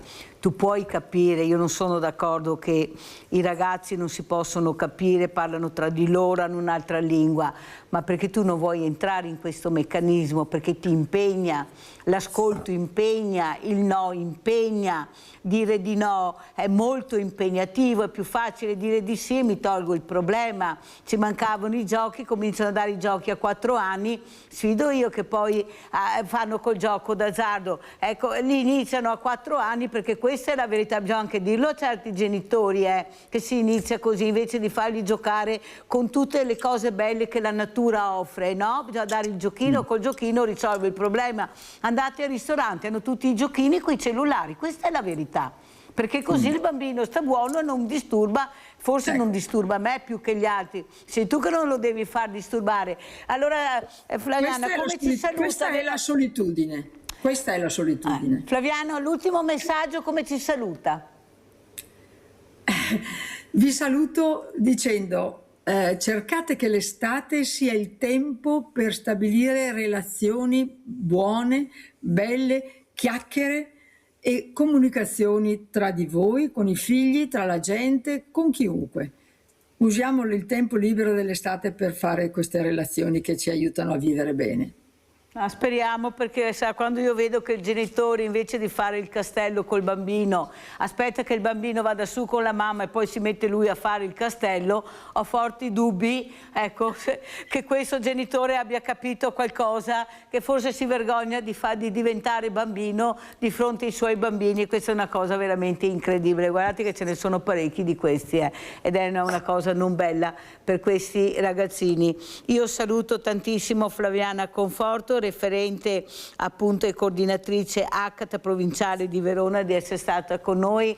Avete sentito, grazie a voi, grazie, quante pillole di saggezza ha dato. Lei è stata un'insegnante, ha vissuto con i bambini, ha vissuto con le famiglie, con i genitori, e sentire che finisce la parola con solitudine, ecco, fa molto pensare. Io la ringrazio per aver fatto capire che forse ognuno di noi deve mettere una voce in più per cercare di fare del bene a tutta la comunità, è quello che penso io e lo dico tutte le mattine. Grazie, grazie a Flaviana Conforto, grazie anche a voi. Adesso andiamo a vedere il vostro assegno a chi è andato.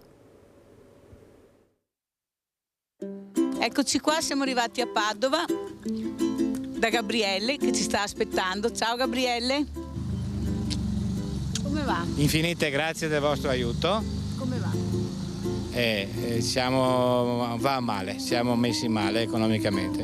Posso dirvi 1000 grazie, siete stati grandiosi, grazie a tutti i contribuenti, ne abbiamo proprio bisogno, c'è tanta gente, artigiani come me, che sono in questa situazione. Che dire in più? Tu hai anche 2 bambine? Sì, ho 2 figli minori, la moglie a carico, sono anche un orfano di guerra, di categoria protetta. Ho cercato in tutte le maniere di trovare un posto di lavoro come categoria protetta, eccetera, eccetera, scritto al Ministero delle Politiche Sociali, al Comune, eccetera. Non è arrivato niente. Ormai ho superato l'età, non sono in un'età lavorativa appetibile per chi sia. Quanti anni hai? 60 compiuti. Io sono un lavoratore da sempre, da quando avevo 9 anni. Ecco, stiamo entrando in casa di Gabriele, permesso, ecco qua, questa è la casa di Gabriele. Eh sì, la casa è piccolina, è pulita, è dignitosa, ma non abbiamo di che vivere. Che mangiano qua? 2 bambini minori e una moglie che non trova di lavorare. Qui non ci può più andare avanti. È tutto così costosa questa vita che uno non può essere senza 2 stipendi in una casa, figurarsi senza niente. Allora, questo è l'assegno, Gabriele. Grazie, molto gentile. Quando ci siamo sentiti ieri ho sentito la tua disperazione, ti avevamo promesso che ti avremmo aiutato, l'abbiamo fatto. È la spesa che mi faccio, tranquilli che va bene. È un regalo grandioso. Grazie a tutti quelli che hanno aiutato, ecco, che aiutano a sostenere questa iniziativa, che è una delle pochissime che vedo in Italia. Cosa farai con questi soldi? La prima cosa che farai, Gabriele? Vado a fare la spesa subito, perché non abbiamo da mangiare. Qualche bolletta urgente da pagare.